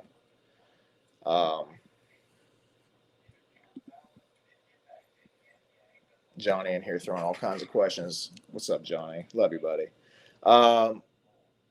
There's no panel, just me. By the way, anybody want to call in? I can drop the link again. As long as I can get the damn thing to paste.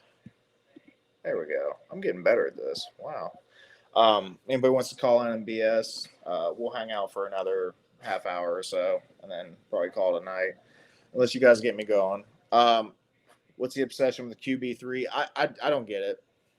I really don't. Unless you had like a young guy that we're really high on, you know, and we're just kind of like hoping he sits on the bench for a while, and like, you know, that's the only time I can see us being excited about a quarterback 3. I'm not getting excited about Adrian Martinez. Like, the dude was booty cheeks at Nebraska. Like, he's booty cheeks now in the NFL. He is like a borderline QB3 practice squad type of guy. Like, he's not going to amount to anything in the NFL. If you're listening to this right now, Adrian Martinez, I'm sorry, dude. Like, you are more talented than I am at quarterback. Congratulations, but you're still not that guy. Like, sorry. You and a billion other dudes that wanted to be a QB1 in the NFL. So, I don't know. He's not that guy. I don't understand the hype. It's the same thing with the Strevler stuff. Like, it was, you know, we loved Strevler. And he didn't have it either. They're fun to watch in the preseason, especially if they get hot. But, you know, they're playing against dudes that are going to be, I don't know, starting lawn care businesses or something. I don't know. Modine, I'm with you, dude. I hope Michael J. Fox is holding up. Good for him, too. His wife, what a saint. Anyway, speaking of saints, and we're not talking about New Orleans, but this guy right here is a saint. Hey, Murph, you know I had What's to come going on here on? and show you love when you first time hosting Dolo on here. So you're doing a great job. Great interview with DomC. And a lot of the insight that he gave in to things, man. Dude's full of knowledge, bro. Such an awesome guy to have on there, man. So you killed it, man. Killed it. So congrats on that, bro. It's a big grab, dude. Thank you, brother. Thank you. So how you doing tonight, I'm good, buddy? good, chilling, just relaxing. Just relaxing. Kids and the wifey and all of us are going to Busch Gardens tomorrow, so that's gonna be intriguing, right? To say the least. But yeah, man, that's about it. How you holding up? Good. Good, man. Good. A long work week. I put in like 62 hours or so. I don't know. And the kiddo got sick. Oh, He's getting over it though. Are any of your kids yeah. in school? Yep. My Yeah. oldest, she's Okay. Is she picking it up yet? Because it's like, dude, 2 weeks into school and they come back sick already. It's crazy, man. knock on wood, so far no. You know, so and I'm hoping not, because we got a trip coming up, so she better not get sick or she will be left here to fend for herself. Right. Leave your sick ass at home. Hey. Leave you with a bottle of NyQuil. But so I wanted to ask you, man, because you know, you're the individual to talk a little bit about this. So there's a couple of things, and you kind of talked about it, right? The obsession with QB3. I don't understand why the fan base is so obsessed with QB3, with Martinez or with Cook or whatever. Martinez was not good. That dude throws a ball that floats right up there. I'm surprised he wasn't as picked off as he should. And he's doing this against third, fourth stringers. So if that tells you anything, I don't know what will. But what's the reasoning for the obsession when it comes to QB3 with the New York Jets? I think I don't. To me, it's one of two things. It's either a hope thing. You're hoping that you have that hidden gem, bottom of the roster, like just sitting there, simmering overnight, and then next thing you know, you got a beautiful meal the next morning. Now, it's either like the hope aspect of like we don't know what this guy is, and we're hoping that like maybe he's like learning, and then all of a sudden it all clicks for him, and he's the next Tom Brady or whatever. It's either that, or to me, like I feel like the guys that always get the most hype, like Adrian Martinez, I've seen more people hyping him up than Brady Cook. Um, I think it's like the mobile quarterback thing. People love mobile quarterbacks. So like when you got a guy that's on the bottom of the roster, and you're just kind of it's between like you're hopeful, like hey, he's already got the athleticism. What if it starts to click for him? I don't know. I think that's what people like subconsciously think that makes them hype these guys up. But I just think you're just getting too hopeful. It just I don't want to shit on Adrian Martinez, like the dude. Like I just said, like the dude is way more athletic than I'll ever be, and he can probably throw the ball 20 more yards than I can, and you know what I mean. Like he's a talented dude, but he's not in that upper echelon to where you're like starting quarterback in the NFL worthy, because that's like the top 0.0000001% of dudes that can do that. And it's like, don't feel bad about it, dude. You're still way better than any average Joe walking around, but it's like, you're not quite there. You should just, be happy that you can get a practice squad job, because I couldn't do that. So then this other question I'm going to ask you, it kind of relates to the whole Parsons situation that's going on right now with the Cowboys. So that happens, right? Instantly, everybody is thinking that it's a fire sale right now up in Dallas. If I'm going to be 100% honest with you, I think the only player, maybe two players that I would want is probably CeeDee Lamb, if that's some way or somehow forever to happen. But the new conversation that's out there, and I wanted to get your thoughts on this, is Dak Prescott becoming a Jet. I'm against it. I think it's stupid if we were to do something to that, but there are people out there right now that are wanting Dak Prescott. So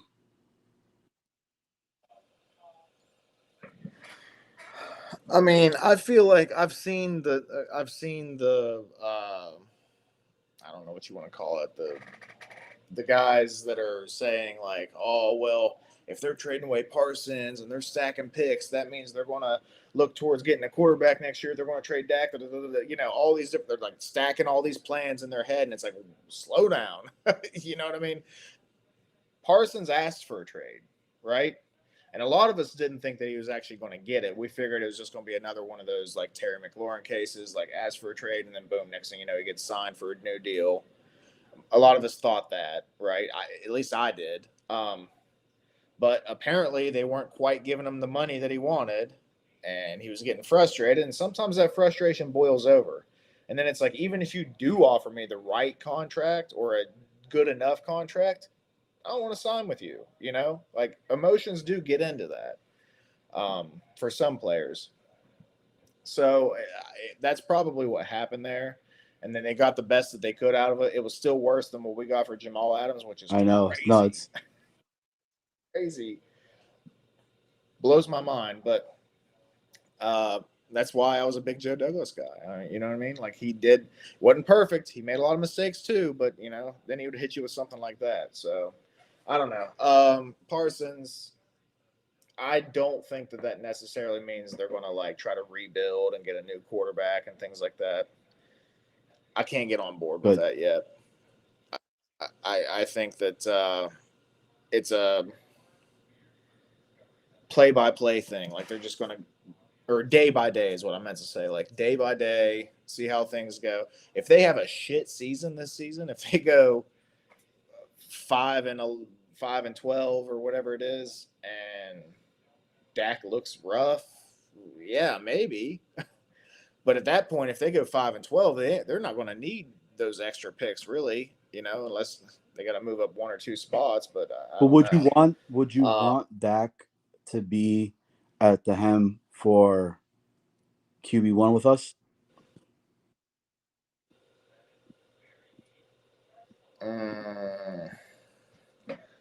If I take the question at face value, I'm like, eh.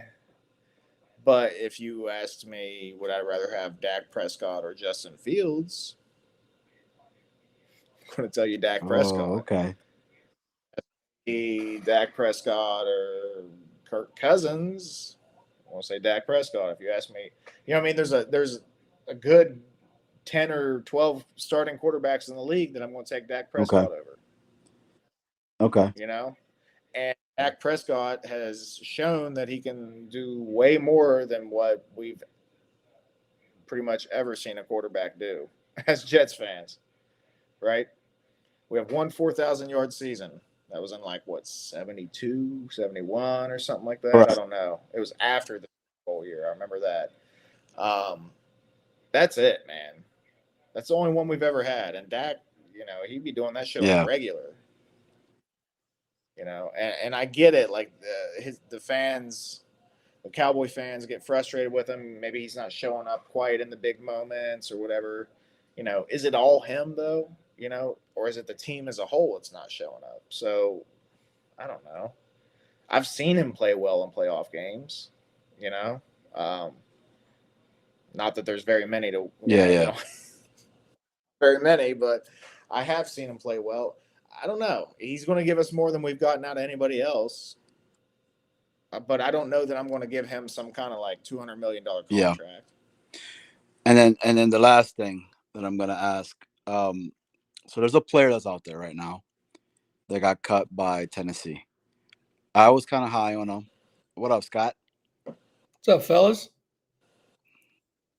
What's going on, Scott? Had to get into the Murphy zone here. Hell yeah, in the Murphy zone, baby. Oh, look at that. With the hat. With the hat to match. I knew you were talking about the hat, Johnny.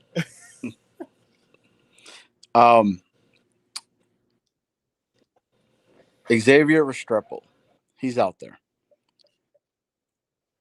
Would you bring him onto this team to maybe young cat, good hands, didn't fit what they were doing over there in Tennessee? But would you bring him? Would you take a swing at this kid that's out there? Okay, so after Ridley, can you name another Tennessee wide receiver? No. Okay. So do you think they have a good wide receiver group? I want to say that they do have a good wide receiver group. But you can't name any other receivers on their team. I think, than Ridley? if I'm not mistaken, because it's kind of sounding like the Jets right now. You got Garrett Wilson and a bunch of cats that roam around the streets fighting and fucking. Who are their wide receivers? I don't know. That's what I'm saying. So where I'm getting at is Tennessee doesn't have a very good wide receiver group, and he still couldn't make the group. Not a good sign. But there is a but in here. Xavier Gibson is still part of this team. So you can name any name in the NFL, and I'm going to say, sure, I'll take him over Xavier Gibson. Scott? I just think he's too slow. Restrepo? Yeah. Okay. He ran a 4.840, and, maybe he does better than that sometimes, but that's just too slow to play receiver in this league. Okay. He was a hell of a college player, but, man, it's a big step up. Maybe he couldn't get open. Maybe he just couldn't ever beat the DBs over there. I don't know what he did in any preseason games, but I just remember, there was a lot of talk about him, and then they got his 40 time, and everyone went, "Whoa, no, thank you." He was one of those. He was one of those cats that he could run a route, and then when he would catch the ball, he would be able to get away. But he was slow. So I think more of his was more of a scheme with him, right? But some guys just butcher their combine though. Like some guys just don't. They focus on the wrong things, prepping their body for the combine. Like maybe he was focusing more on strength. Maybe he was trying to get some NFL strength built up ahead of the season. Went too far with it, slowed himself down. Maybe he normally runs a 4.6 40. But he overdid the muscle and he didn't cut in time, and whatever it may be, it's possible. And then there's also something to be said. And Scott, I know you're going to appreciate this. You come from a coaching family, but some players play faster with the pads on. Well, Jerry Rice, perfect example of that. Maybe the greatest example ever. Yeah, exactly. You see a video of him out there trying to run routes and catch he dropped the ball. Yeah. But he looked kind of old there. Yeah, I think he's washed. Yeah, he's not going to make a comeback now. I'd still take him over Xavier Gibson though, or Lazard. Or Lazard. You're right. Or Lazard. Here you go, John or Scott. Modine's with you, buddy. He likes Oregon. Well, they're entertaining, if nothing else. They're they've become a solid football program. Yeah, they really are. That coach knows what he's doing over there. What's his name again? God, he was at Georgia. It'll pop in here in a minute. I'll blurt it out. I threw you right under that bus. No, I should know that. I can picture his face. Can't spit out his name. If Dane was here, he'd have his name. Johnny should know too, dude. Yeah. Who was the defensive coordinator at Georgia that left for Oregon? Dan Lanning. Lanning, yep. Now that you say it, I remember too. Yeah. So clearly, I knew that the whole time. But yeah, I mean, I don't know. I just wanted to, throw those things up there. And last thing, and I'm gonna head out. The game's coming against Pittsburgh. Are we winning? And do you guys think it's a must-win for us? I mean, those players need to play like every game is a must-win, because these are regular season games. You got to stack as many wins as you can. You can't say that it is a must-win. It's not a division game. It is a conference game, but it's not a division game. It would help to start off 1-0, build some confidence with the team, get the players to buy into what Aaron Glenn's doing. So there is a little pressure on that, but hell yeah, it's going to be a win. Johnny, what are you talking about? 12 wins, baby. Yeah, 7 sacks on Rodgers. Dude. Will McDonald's getting 3.5. Hey, counting them, remember, with 12 wins. Oh, yeah. We're going to make that offensive line look like Swiss cheese. 12 wins and Fields is MVP. Fuck yeah. Whoa. I just said we're winning week 1, guys. No way. I'm just being Johnny there. I don't think there's a hope in hell of either of those happening. I got 9 wins. That's where I think we could get 9 wins. So that's what I've been saying and sticking to it. I'm down more in Murph range. About 5. What's more likely? Double-digit wins, or we have? I'm not even going to say just Fields. I'm going to say one of our offensive players ends up winning the MVP. What's more likely? 12 wins or double digit. I just said double digit. 10. I mean, Scott's believing. No, I'm not, Johnny. Scott's like, dude, that MVP shit is Yo, so out of this world that I would go 12. Boogie is saying that we are not winning that first. Dude, yo, has Aaron Rodgers even played any preseason game? No. My understanding is the dude just got married and has been in this honeymoon phase as of right now. I got guys that I know that have been watching them and say the dude looks slow as shit back there right now. I didn't know he got married. Yeah, he got married, bro. He got married a while Wow. ago, supposedly. But fuck, I don't know. Who cares? I don't give a shit about any of these guys' girlfriends or relationships or, I hope they're all happy off the field, but who fucking cares? I don't care if Sauce is dating some little midget chick. Who cares? And dude normally always starts slow, right? Especially him not having any preseason games, man. That's kind of crazy to me. But who am I? I don't know shit, I mean, is there any truth to that? What, that the Steelers didn't play a lot of their starters in the preseason. Personally, I'd always rather guys are playing, but it's a risk versus reward thing, Yeah. You risk an injury in a game that means nothing. That's just a new thing. A lot of teams do it now. So yeah, I don't know. Anyway, I mean, I don't know why, but it's just, to me, it's more of a gut feeling than anything. I can say like, oh yeah, Rodgers starts slow, their offensive line's a little mid, whatever. Like, we're going to be feeling feisty. It's that first game for us, new regime. They're going to want to come out and prove themselves. I can make up 100 excuses, but to me, it really just comes down to gut.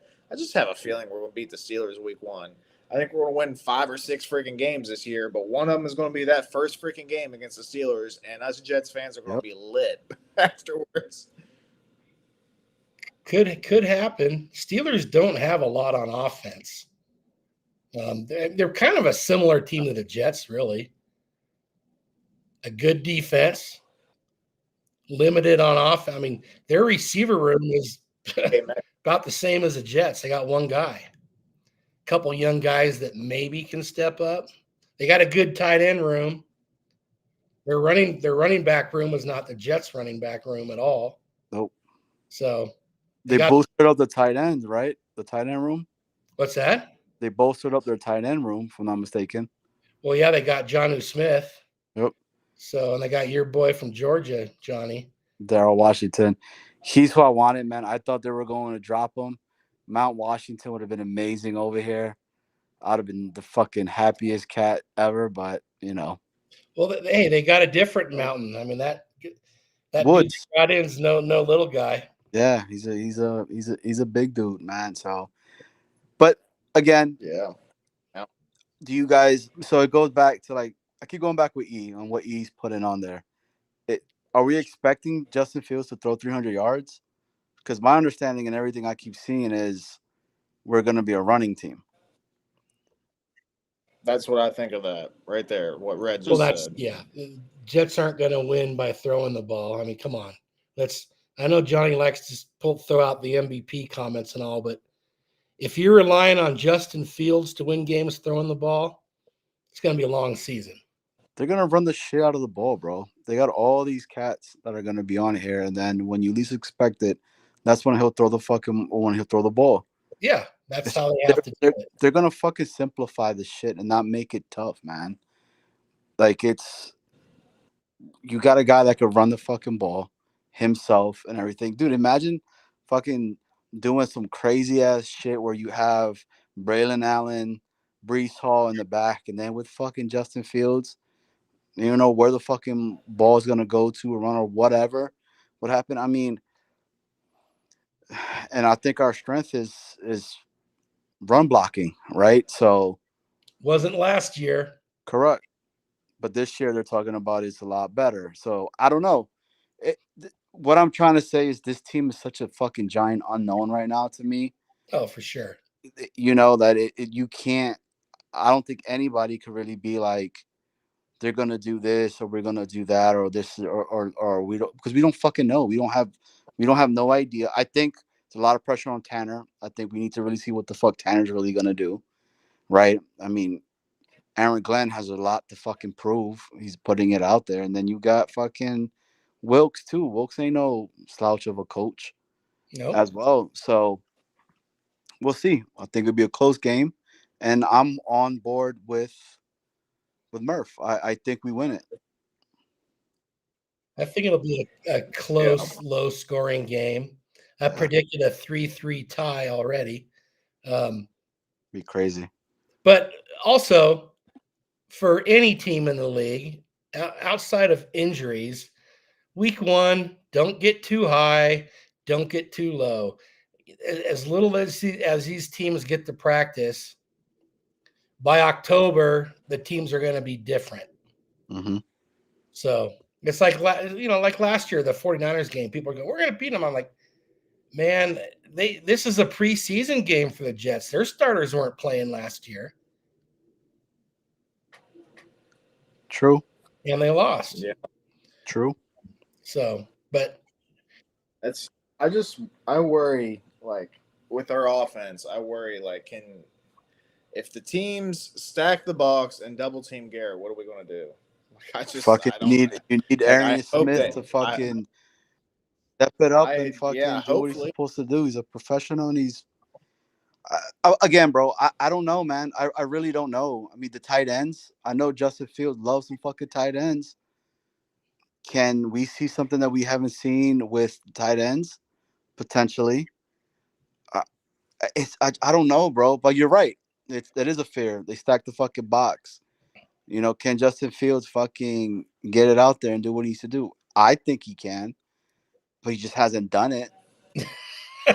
Yeah, that's the problem. We haven't seen it yet. I mean, he does on occasions.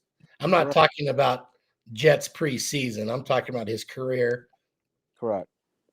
I've watched him in games where he looked great for a half, and then it was like he was throwing left-handed in the second half. He's just very inconsistent, and I'm going to keep saying it. We're going to see some spectacular stuff out of him, and then some real head-scratching stuff. Like, what the fuck are you doing? Yeah. Yeah.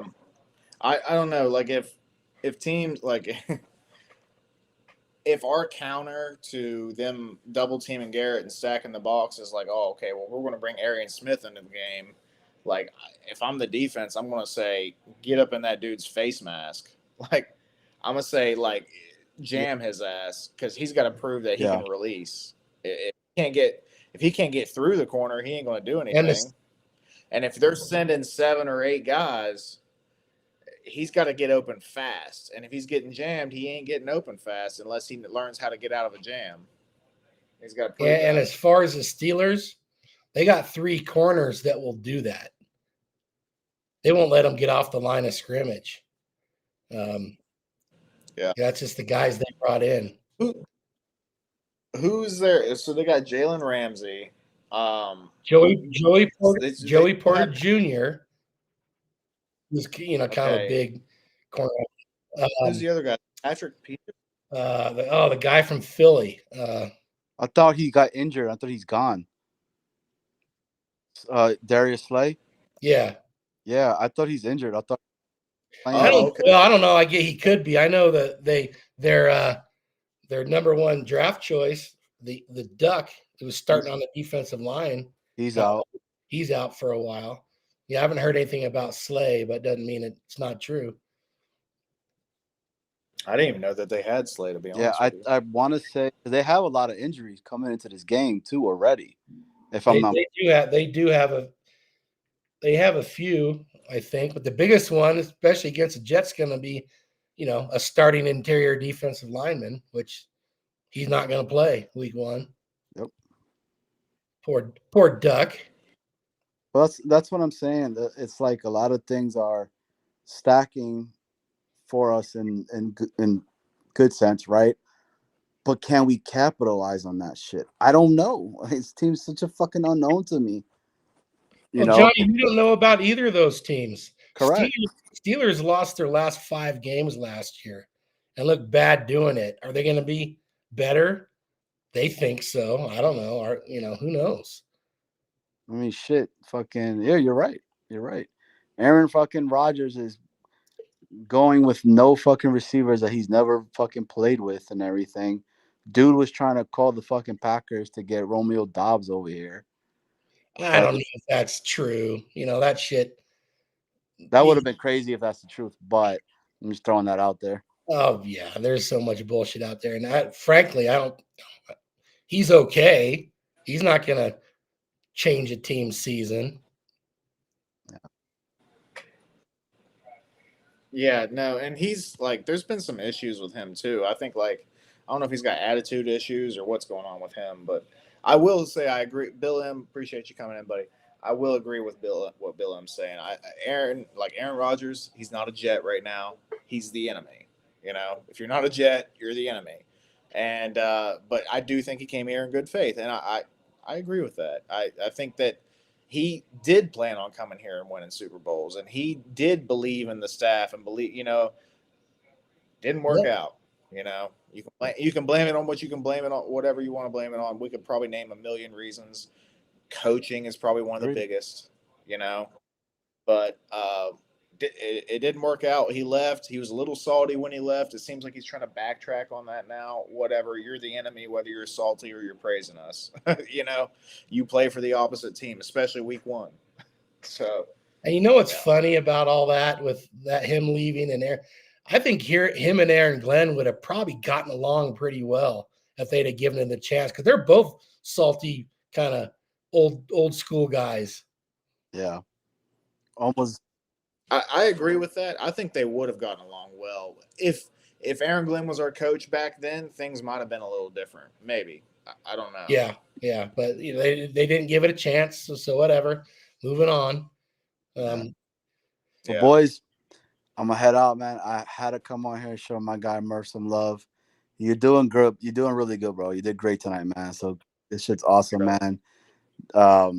Scott, I've tagged you in. Take it away, man. Johnny. Yo, put Yeah, in. Johnny. Let's argue Zach Wilson or Aaron Rodgers, bro. That's not even like a real argument. Well, but we heard it. I mean, from people. We heard it. They won 7 games with Zach and 5 with Rodgers.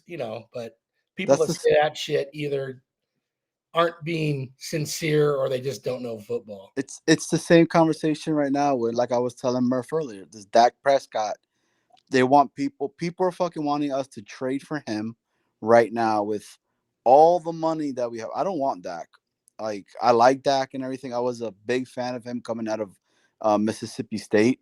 I was like, man, this fucking dude is going to be really fucking good and everything like that. But it's a little bit too late for me, if I'm going to be honest with you, and I don't know. So would you rather have Justin Fields than Dak? Yes. Oh, you're crazy, Johnny. You're crazy. I'll tell you why, man. If they're going with this whole youth movement shit and everything, then stick with it and keep it going for now. If my hope is that fucking Justin Field turns it around and it's like a Geno Smith, fucking Sam Darnold shit, hopefully with us. And Tanner is a fucking genius of an offensive coordinator, and we're good. I want the youth movement, and keep it there. But that's just my take. I want longevity of fucking building on something. I just don't want a rent now type of shit, So, but we'll see. Well, I think you're going to get that, but it's not going to be Fields. They're going to draft a guy. I mean, unless Fields goes crazy, which I don't see it. His back is against the wall. Even they don't have great weapons. Agreed. So, all right, boys. I'm out. Yeah, gotta be good, man. Keep killing it. Peace. Johnny, take it easy. And everybody, Johnny and Snowball do good work on Jets Worldwide. They just had Green Bean and Jets Chaos on earlier. So if you didn't catch that show earlier before we started this stream, go back in retrospect and watch it because they're doing great work over there. It's a good time. Anytime you got Green Bean on is a great. Look, it just popped in there, Murph. Oh yeah, this guy, and he brings up an excellent point too. Guys, like the video, subscribe if you're not already. We are inching our way up to 500 subscribers, and that was the big goal, right? 500. Dane says we're shutting it down. We're not taking 501, 502, 503. Not happening. 500. If you're within the first 500, you're in the gold club. You're in the gold members club. We're done after 500. No, we'll probably keep going. But regardless, subscribe to the video. We're aiming for that goal. We're inching our way up. I think we're like 570 or something now, which is awesome. Or not 570, 470. That's awesome. Appreciate all you guys. Get on the train now before it leaves the station. That's right.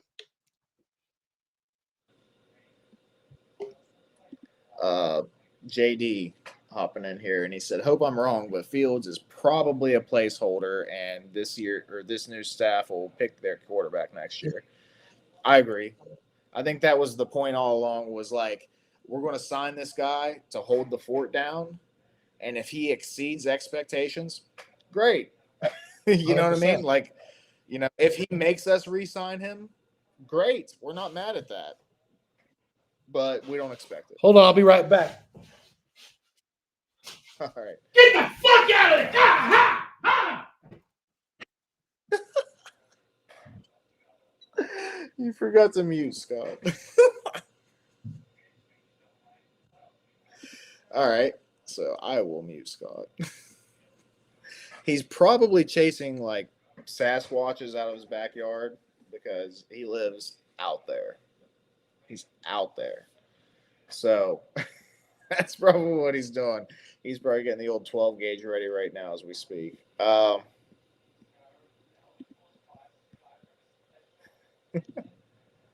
on. I got to unmute you here.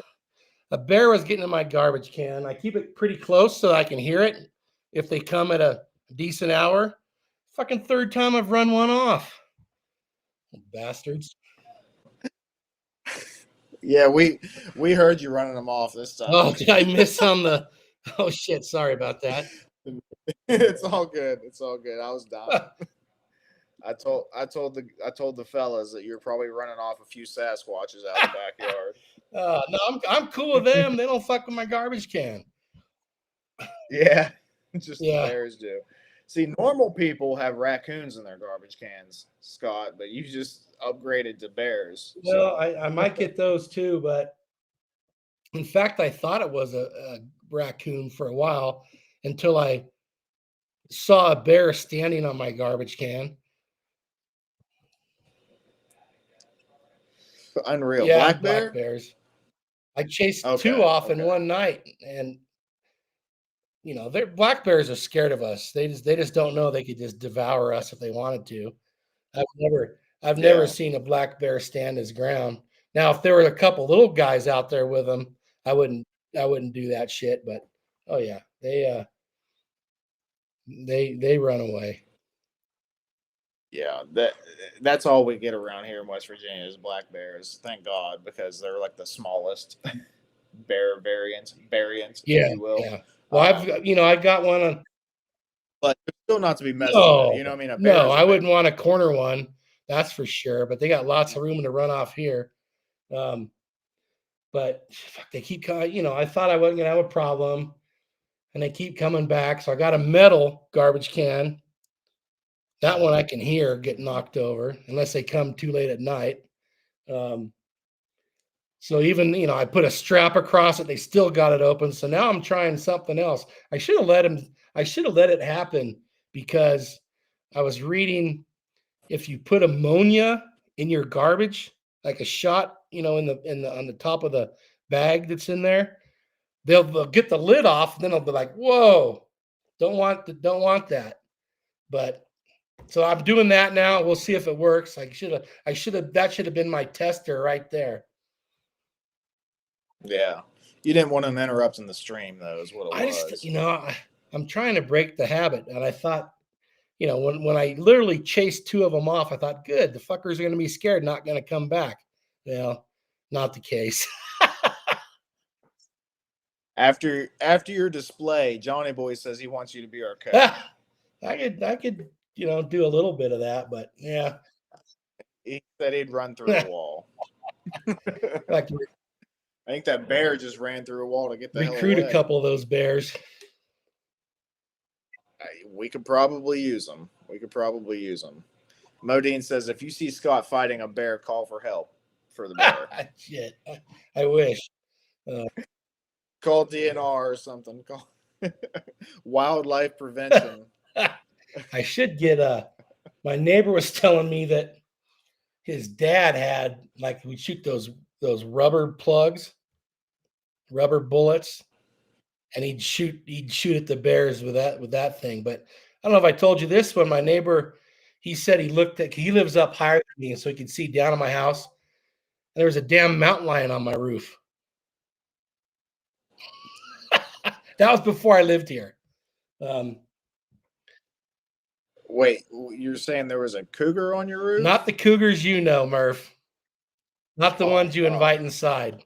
But yeah, because I have one section of roof that's only I can reach up into the rain gutter. So the mountain lion can easily jump up there. But I'm like, every once in a while I'm out there, I'm looking. But anyway, that's all part of living out here. It's kind of fun, actually. Yeah. Hey, I grew up out in the woods, man. It's funny. When I was married, there for a couple years, we lived in this little trailer, and anytime something like hit the roof, like you could just, I don't know, you could hear it, like it was, you living in a tin can, basically. Yeah. It felt like, and there was a lot of neighborhood cats. Speaking of which, there's a lot of cats hanging around the neighborhood, and it was like in the middle of the night. I was laying down for bed. I had to work the next morning, and my wife at the time was awake, and she comes in the room, just bursts through the door. Daniel, like, like there's somebody on our roof, like somebody. I'm like, what? Yeah, like crackhead is on a roof or something. Like, what's going on? So like I get my 9, get a flashlight, like I pop outside, and I'm like, you know what I mean? Like checking it out and stuff. Turns out it's just a big ass black cat on our roof is what it was. But he was a fat one, dude, and he was making some noise up there. It sounded like there's a crackhead walking up on the roof. It was fun. Oh yeah. I'm like, gee whiz, wake me up. I'm thinking there's a damn crackhead on the roof or something. My God. Well, yeah. Now that he's told me that, if I hear something on my roof, I'm gonna think there's a damn mountain lion up there. Bear can't jump up there, but yeah, I don't know. That would be fun to see, but alarming at the same time, because I don't mind chasing off a bear. I don't want to tangle with a mountain lion. Yeah, no, not at all. They're pretty vicious for sure. Yeah, I don't know. I've only seen, I worked out on, Scott, we talked about, we both surveyed and stuff, and I worked out on some pipelines and stuff, and I had some pretty interesting encounters. I've seen some black bears out on right-of-ways. I've seen coyotes. Dudes, like, literally painting how they weld the pipe, they sand it down, and they paint it, right? Dudes were, like, sandblasting the pipe before they were going to paint it. And there's a coyote 10 foot from them while they're sandblasting. That, if you've ever been around a sandblaster, like, it's loud, like, the coyote, broad daylight, just chilling, like, is right there, like 10 foot away from them. I'm like, what the heck? Like, I drove by it, and like they gave us these little buggies so we could run around, back and forth on the line. And I was just like, what the hell's this thing doing out here? I thought it had rabies or something. And it might could have, yeah. And then I did see a bobcat one time too. I had coming down a hill, had a bag of steaks on my back. You've been there, Scott. I know you have. Oh yeah. I can see the chat, Yeti.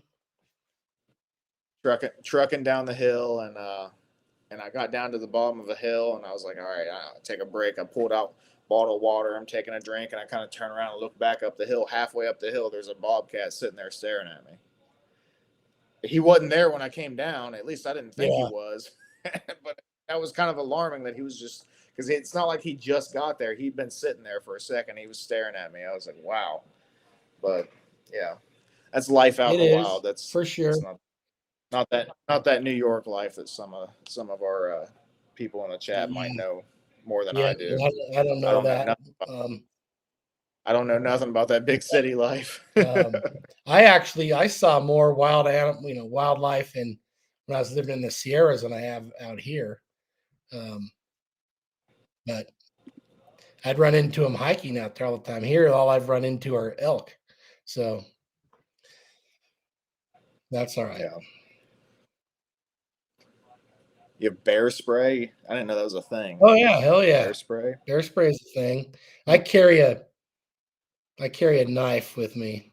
Like, it's got a blade not for bear, not at all worried about a bear. Those things, but if a mountain lion wants to jump me, I can carry a knife with a blade about that long. It's gonna feel it. Yeah. But you'd feel it too. I would, you get that close. I'd have a better chance than I would with my bare hands, right? Yeah, that's true. You're bare. Yeah. Yeah. JT, so he's from Jersey. He knows nothing about that. Hey, I've been in some rural. I always hate saying that word. Rural areas of Jersey that are really nice Same too. here. But I don't. Like I said, I know nothing about that. I live technically in a city, but it's not a city like New York or anything like that. You know what I mean? Like very small town type city here, but I wouldn't know how to act. The one time that we went up to New York when I was in college to watch a Jets game, my buddy was driving, and it was like 6 lanes of highway on each side, and it's just bumper to bumper traffic with dudes just like no blinker cutting each other off, and everything's crazy. And I looked over, and my buddy was like white knuckle on the steering wheel, like he was nervous as hell driving through that because everybody's going 80 mile an hour, just bumper to bumper. Like I was like, holy shit, I don't know if I could live here, man. I don't know how people do it. No. Yeah, I'm in a city also, Murph. 150 people. We're kind of spread out, all over the place, but yeah. But yeah, big. My last city was 103 people. Wow. Hey. Yeah, exactly. I guess I'm moving up in the world, huh? Yeah. I think you might have more elk in your city than you do people. Oh, for sure. Sometimes they get in like herds of 300. Yeah. Wow. I didn't know that they like herded like that. That's crazy. You're going to send me some elk jerky, dude. Okay. I'll look for some. There's someone was talking about a restaurant in Colorado Springs that specializes in crazy shit like elk and bear and crazy different meats and things you don't normally see. I'm fine with a steak. Yeah, I haven't had a steak elk before. I've had elk jerky, but that's it. And it was kind of whoever made it. Like it was kind of tough. I don't know if that's just what elk is like, or if they just overdid the dehydrator or whatever. I don't know, but it still tasted good though. There's a lot of they serve a lot of buffalo out here also, which I'm gonna have to try. JT, I'm in Florissant, Colorado. But yeah, buffalo. And people, I'm ranch buffalo out here. You can go by these big old buffalo ranches. It's kind of cool. But yeah. Anyway, don't have to chase the buffalo off. I get the mule deer up here, and but no one gives me shit but the bears. They gotta learn some respect, Murph. Yeah, that's it. Those aren't those Chicago bears. No. Them are the mother bears. Bill M, I gotta ask, 405, is that the one that you take like if you're trying to head to the stadium? Because I remember we weren't far. I don't think we were far from the stadium when we were on that highway, and I'm like, holy shit, probably an hour or less away. Like I said, I've only been up there once, and I wasn't even driving, so I'm not sure. But let me know in the chat, Bill. Guys, there What's you go, that? Scott. Johnny Boy wants to know if he can send you some Johnny Boy meat. Johnny boy, your meat Back. causes problems. Keep it to yourself. Yeah. Red said, hopefully the PETA movement is not watching the channel. Hey, I did not harm Yeah. any. Oh, yeah. I guess we're talking about stuff, but I personally did not harm anything. I just yelled at him. Yeah. Which you could just drive down the road and get yelled at. I mean, that's, Yeah, true. that ain't, You know, I came across a herd of elk a couple days ago, and I was going on a hike, and it was really interesting because, you know, like some of these deer, you can practically walk right through the middle of their herds, but elk are really spooky. And so there I was walking towards them, and they all ran away, and then they stopped. And the closer I got, they ran away a little more. But there was a big old bull that stayed between me and the herd, and he kept his eyes on me the whole time until I went back the other direction. It was interesting because I just kind of chilled and watched them for a minute. But yeah, that guy was like not going to let me get any closer or sneak up or what. I don't know.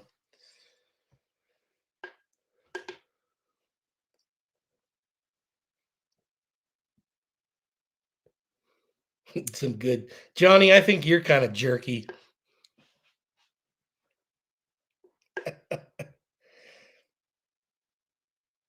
You're muted, Murph. oh, thanks. Appreciate it. I forgot I was cracking the beer. And I know why Johnny calls it jerky.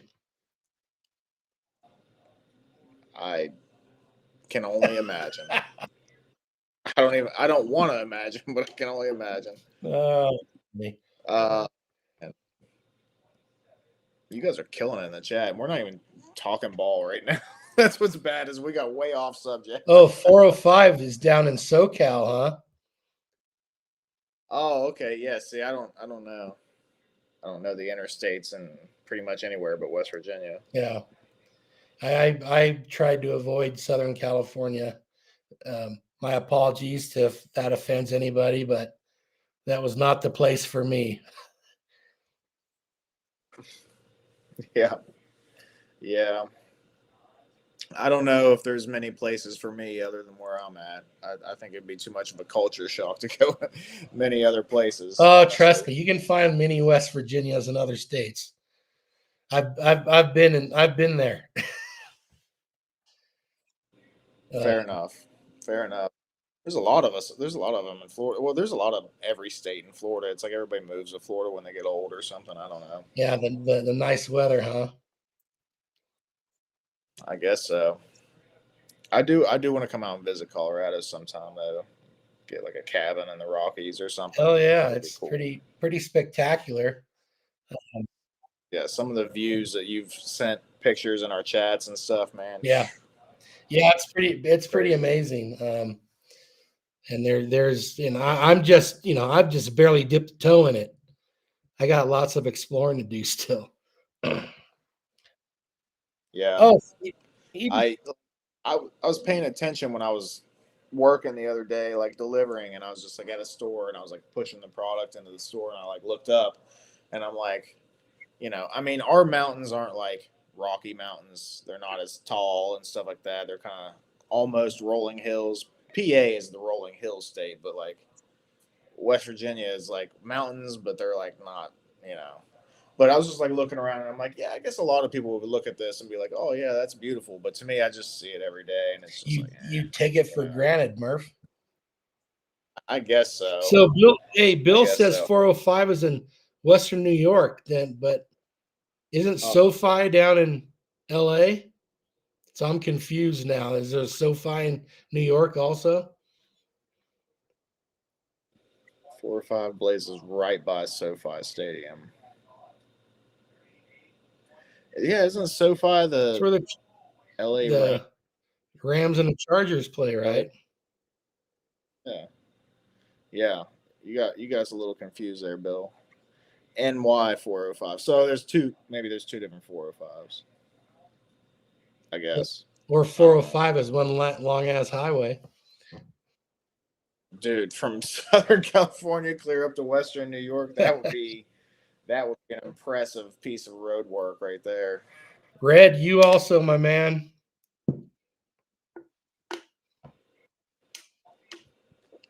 So Scott, now that we've talked about jerky and Johnny Jerky. mountains and Johnny's jerky and everything else, was there anything that you wanted to comment on as far as the roster, cuts, trades, uniforms, anything? Well, okay. Stuff that happened over the past week. The roster, there is, as you already know, a few guys I was surprised made the team. You've mentioned all of them tonight. The uniforms, now I'm gonna withhold judgment till I see them on the field in the sun, but from what I've seen, they just look ugly. But maybe they'll look better light and whatnot. I would have rather seen take the green out of it, make it more metallic or graphite or gray, whatever, and then throw some green, stripes somewhere.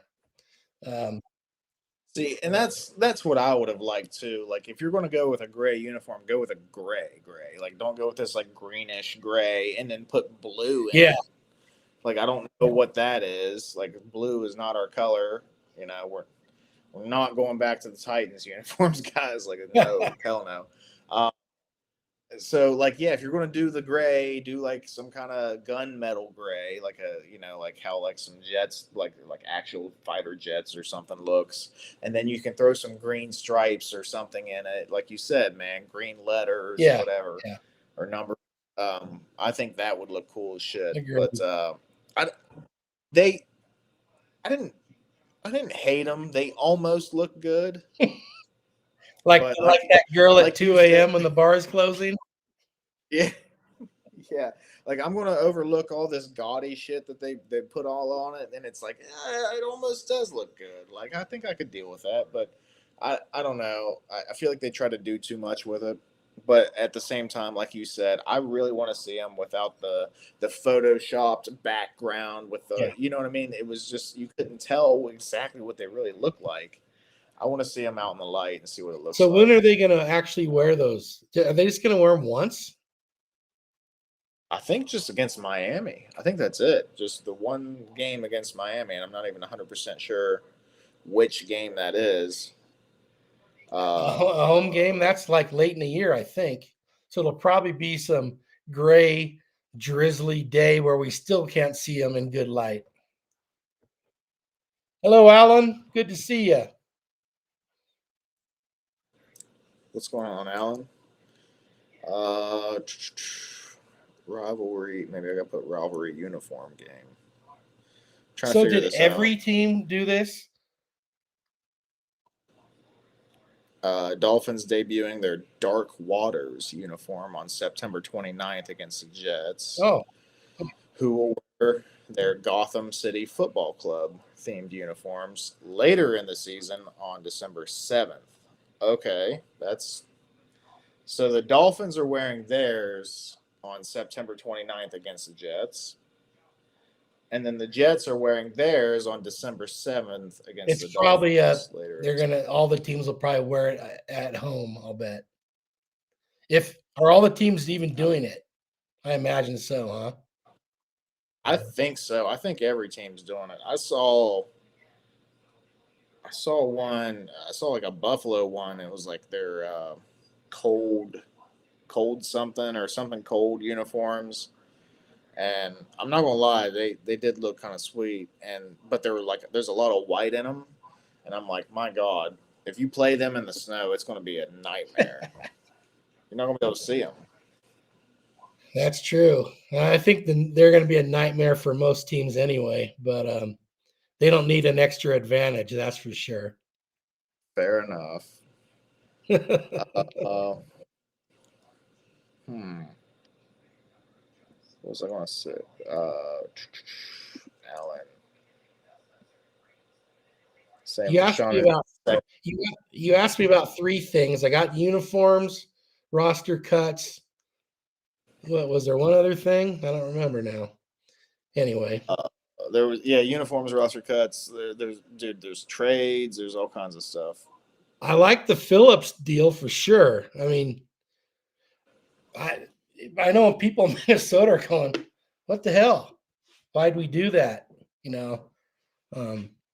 I listened to a guy talking. He's saying there must have been something going on behind the scenes that no one knows about because they're not happy about it. The fans. Yeah.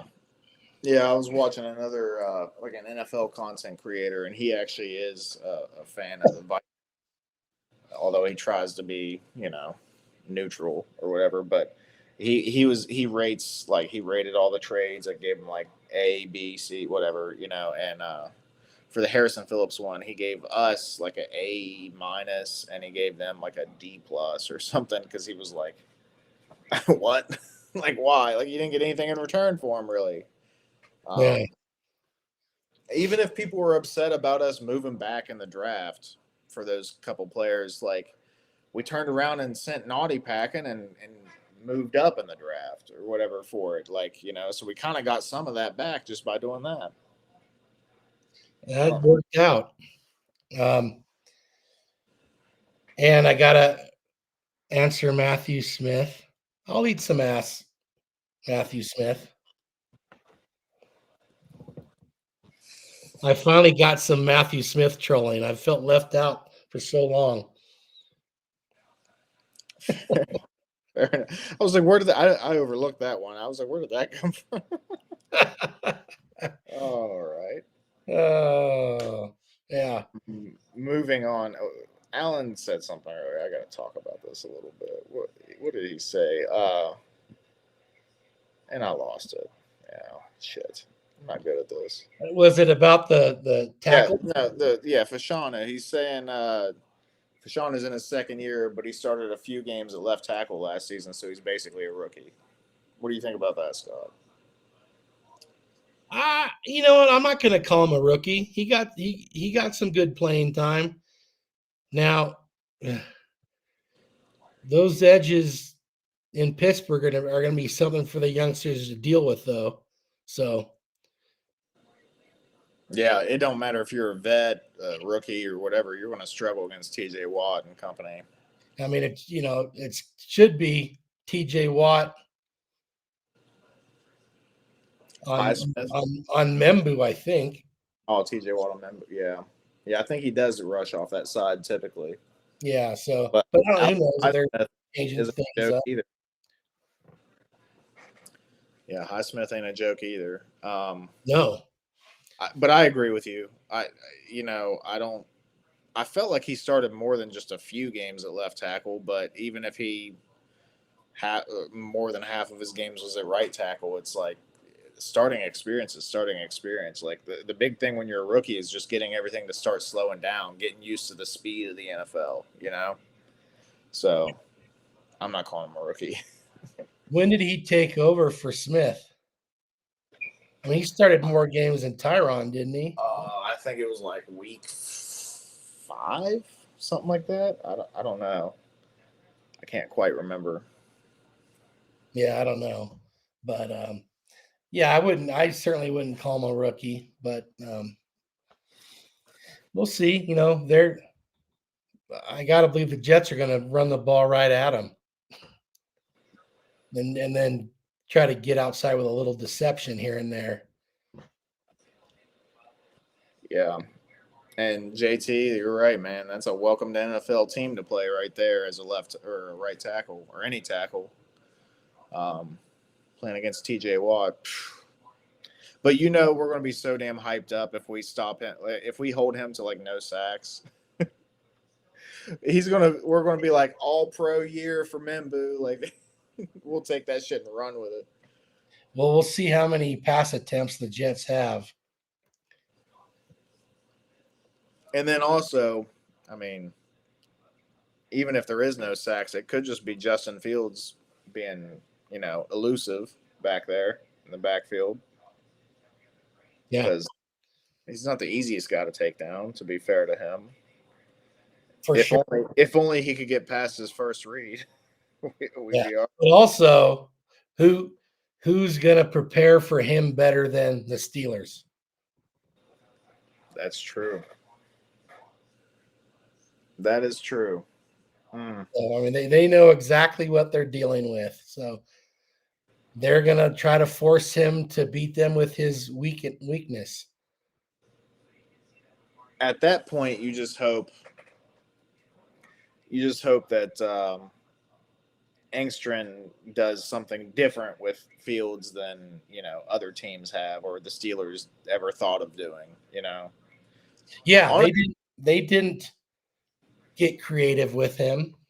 They basically kind of shackled him. But maybe that's the best way to do it. I don't know. Yeah, I'm not sure. Or maybe we just try to out manhandle him. I think the defense will keep the game close. The Pittsburgh's not offensively; they're not all that. Just play like a 32 package. 3 tight ends and 2 backs, no receivers at all. And then you could almost say the same thing for the Steelers. So I think it'll be a close, low-scoring game. Yeah. If I had to bet my big toe on it, I'd probably pick the Steelers just because they're the Steelers and the Jets are the Jets. But I think the game could go either way. I really do. If I set the over-under at 5 field goals total between the two teams of that game, are you going over or under on it? I'll go under because 6 is a lot of field goals, but I get what you're saying. Totally could happen. Yeah. I mean, if you have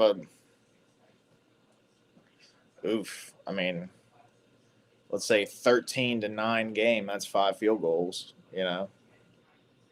Could be, yeah. It could definitely happen. So let's see. 17-13. JT's saying over. JT's saying over. Yeah, that's just a lot of field goals. I mean, it can happen for sure. Allen's got 3 field goals. Yeah, 17-3 Steelers. Yeah. Here's the thing. You also have to get into field goal range in order to get a field goal, and Nick Folk, what is he, 40 now? Does he still have the leg that he maybe once had? Actually, I never thought he had a huge, huge leg. I thought he was more of just an accurate guy. So you have to get 35 and under, 35-yard line and under for him to be able to make one. And Tomlin's pretty conservative. He'll punt, when they could attempt a 50, 52, 55-yard field goal, depending upon the game situation. Yeah. And I agree with Alan right there. The Steelers tight ends could be the big mismatch. Yeah. Johnny Smith and Pat Freiermuth. That's such a hard name to say. Freiermuth. Yeah. It's a good tight end group, man. Always did like Jonnu Smith. And then after he left and he went to New England, he didn't do a whole lot in New England. It was kind of I don't know. Yeah, they signed him and Hunter Henry the same offseason. Mm-hmm. And they couldn't figure out what to do with him. Yeah, they were hoping on recreating that Gronk and Aaron Hernandez thing that they had going on there for a couple years. Yeah. Didn't work out. Yep. We got Bill M saying that it's going to be 53-45 Jets. What do you think about that, Scott? I would bet everything I own all my retirement, everything that doesn't happen. I'd take the under and I'd put it all on it. Okay. He redacted. He said 24-21. Yeah. I might even go under that, but I wouldn't bet everything on it. Yeah. In fact, I know I would bet under that. I bet you it's probably already out, but I bet you the over under on that game is between 34 and 37. Yeah, I don't see both teams scoring 20 plus points. No. You know. Unless there's weird shit like defensive scores and a kick return and weird stuff happens. And hey, that could end up being the difference maker too. Like I'm a little high on our special teams unit, So Absolutely. that could set us ahead. Maybe Nwangu, maybe he returns one, builds a little momentum, a little confidence. Who was the guy that did it last year? For who? For the Jets. Us? It was him. Okay, right. Against Seattle, right? Was it Seattle? Yes. Yeah, because he used to play for Seattle, so it was kind of a big thing. Right. Okay, right. That's what I thought. Okay. Yeah. Could happen. Especially now they're trying to make teams kick off to where it will be returned. 38.5. Okay, I was a little light, Alan, but in the ballpark. I might go under 38.5. I think that 17-14, 17-13, 14-10 sort of score could happen. Yeah. I'm with you too. I do think we could do it though. I do. How do you feel? What do you think about us coming back, playing Aaron Rodgers and stuff like that, and then Sauce gets a pick six? How would you feel about that? Well, I feel good that he caught the ball, and I knew you were going to go there. Well, hey, we saw that against the Cowboys 2 years ago, man. That could have been a big play. Yeah, and I'm not going to bet that Aaron Rodgers, because he doesn't throw that many interceptions to begin with. So I'm not going to bet on that, but I expect Sauce to play well and probably do a good job on DK. So I wonder if he's going to travel. Yeah, and he has shut DK down before. That is a dude that he has had the number on. It's a bad matchup for DK because he's, a big athletic dude or whatever. Like Sauce may not have like the muscle mass and stuff as DK, but he knows how to jam and work his hands and stuff like that. And DK's fast too, but I don't think he's gonna. I think Sauce is gonna lock him down again if they, like you said, if they have him traveling with him. Right. Yeah. Which they haven't really said if they're gonna do or not, right? No. They're never gonna give out their game plan on it. But if Sauce got a pick six in that first game, I feel like Aaron would probably just laugh. I think that would be his reaction. Would be like, "Oh, couldn't have done that for me last year, could you? But you're going to do it against me." Well, speaking of him asking why things are happening, I wonder how he feels about the Packers just making all these moves the last couple of years when they didn't do shit when he was there. It's pretty funny, actually. Yeah. And didn't they finally draft a wide receiver too in the first round? Yeah, they took Golden in the first round this year. Yeah. And then they took, anyway, but I think, and him and Sauce were pretty good too. So, I think, you're probably right. He'd probably laugh. He'd probably be pissed at himself and then laugh about it. But yeah, that would be something. Yeah, Alan, dude, we were actually discussing this a little bit earlier too. Like the Steelers receivers, it's almost like the Jets in a way. It's like you got one big name, one guy that's effective, and then after that, it's like who's going to step up? and I think the Steelers kind of have the same problem that we do. So Yeah. they're probably going to try to rely on that run game. But is Jalen Warren that dude? I don't know. Yeah, they're Alan, your kid from Iowa. They're kind of he's not really been what they're hoping for yet. But But I don't want to expect too much out of rookies anyway. yeah, I don't know. I don't know if I trust anything coming from Iowa that's not a tight end or somebody on defense. Or an offensive lineman. Yeah, I guess they've had some decent offensive linemen, maybe. Oh, Chris B. Yeah, Yaya apparently is balling out for them.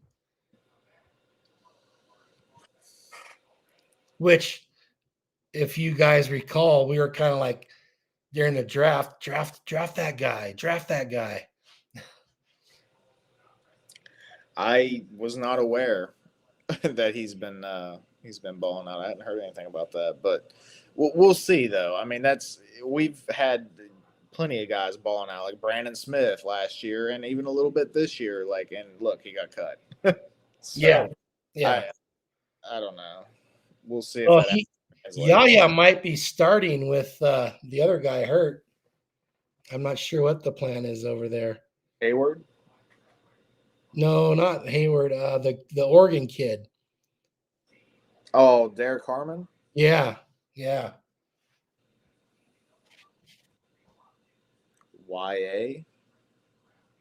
That's how you pronounce that? YA Black? No kidding. Be right back, Murph. That's gross. Why would you pronounce? Come on. YA. There's got to be a different way to spell that. I don't know.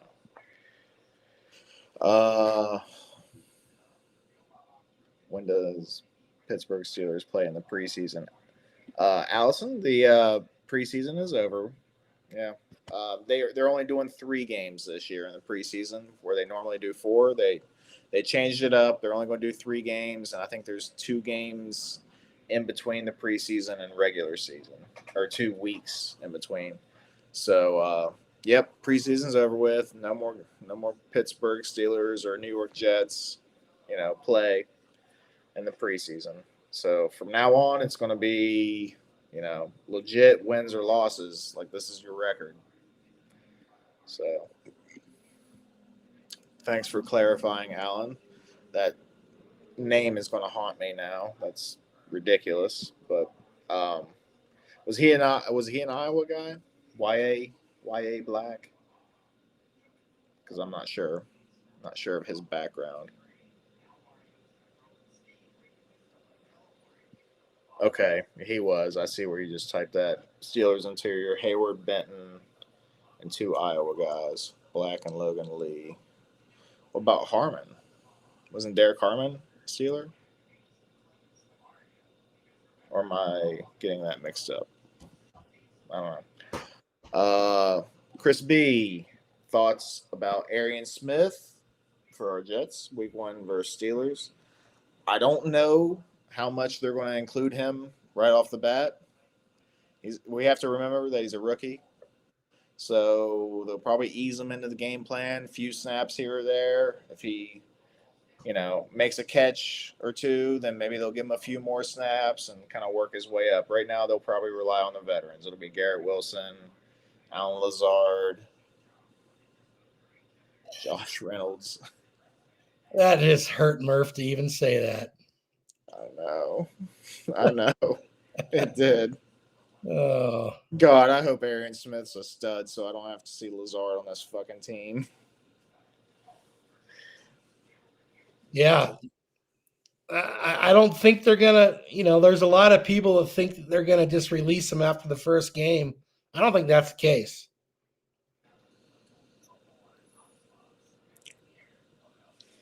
No. Teams don't usually give up on their draft picks that quickly. No, I don't mean Smith. Lazard. Oh, Lazard. Oh, okay. Yeah, I was stuck on Smith there. Yeah. Oh, okay, Alan. So Harmon's the one that's on IR. Yeah. First round draft choice. Okay. I know, Scott, you had mentioned that one of their defensive tackles was on IR. I didn't know it was Harmon, though. Okay. The Yeah. duck, baby. That's rough, man. Starting your career on IR, that's rough. But he can come back from it. He's just got to stay locked in, make sure he gets fully healthy. I think it's just going to be like 4 games. Yeah. The injury wasn't as bad as they were worried that it might be.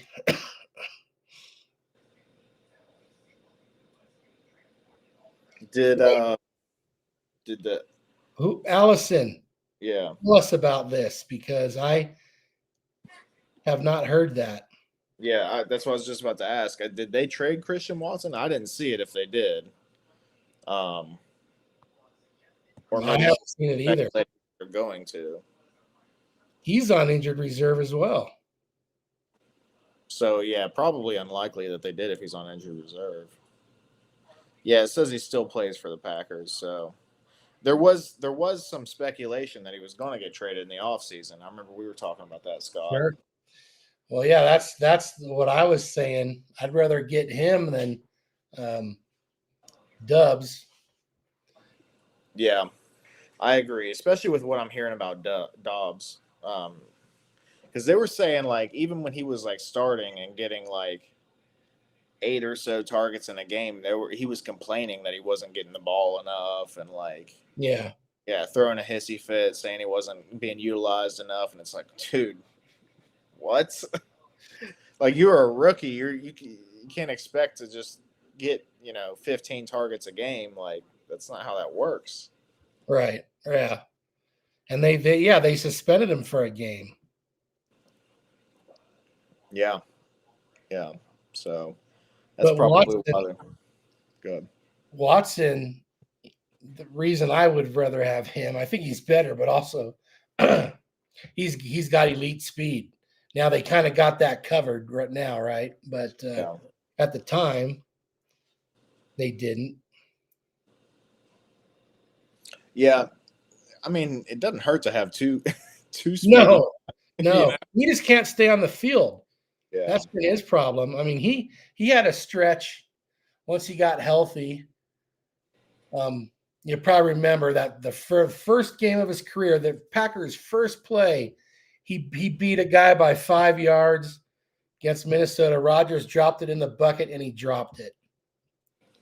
Then he got hurt not long after that, but then he came back in the middle of the season, had like a 7-game stretch where they were just killing it.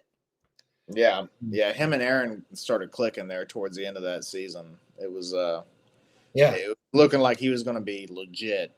And then never really materialized because he keeps getting banged up. That seems to be a common thing too. You notice with a lot of those speedy receivers, they tend to have injury issues. Yeah. They those fine-tuned machines, a little tweak here and there has a bigger effect on them than some of the others. Yeah, and that's true. And that plus, when you're going balls to the wall down the field because you're fast, so you're giving it your all because you can outrun the guy in front of you, you're more likely to strain something, in my opinion. But Chris B's talking about Jacoby Myers, Alec Pierce, things like that. Do you think there's going to be any trades for a receiver? I don't think Jacoby Myers is getting traded. You mean by the Jets or by anybody? Oh, the Jets, yeah, specifically. You think the Jets are going to make any moves at receiver? It seems like Muji is pretty aggressive. I mean, he's not scared to make a move. Yeah. If Alec Pierce was actually available, or Myers for that matter, I just can't believe the Raiders would do that considering what they have at receiver. Pierce, they're probably in worse shape than we are. Yeah, they do have a tight end that caught 100 balls last year, right? But like wide receivers. Oh, for sure. Yeah. But Jacoby Myers is good. He's been underrated for a long time, in my opinion. But I think Alec Pierce could be a good acquisition. He's a big, fast guy, Yeah. But is he really? People act like they would trade him. I don't know if all that's true. I guess everybody has their price, right? Yeah, I mean, I've seen the speculation from a lot of Jets fans, like Alec Pierce, and I like it. I'm with you. I would do it in a second. I don't know that he's actually available because I haven't seen anything saying like, "Hey, he's asking for a trade," or Yeah. India stopping him or anything like that. Nothing from a credible source. Jacoby Myers did request a trade. That does not mean that they have to trade him. Well, That's then, not how that then works. exactly. Then we can say, well, Juwan Jennings requested a trade. He's still got an injury. I don't know if he really does or not.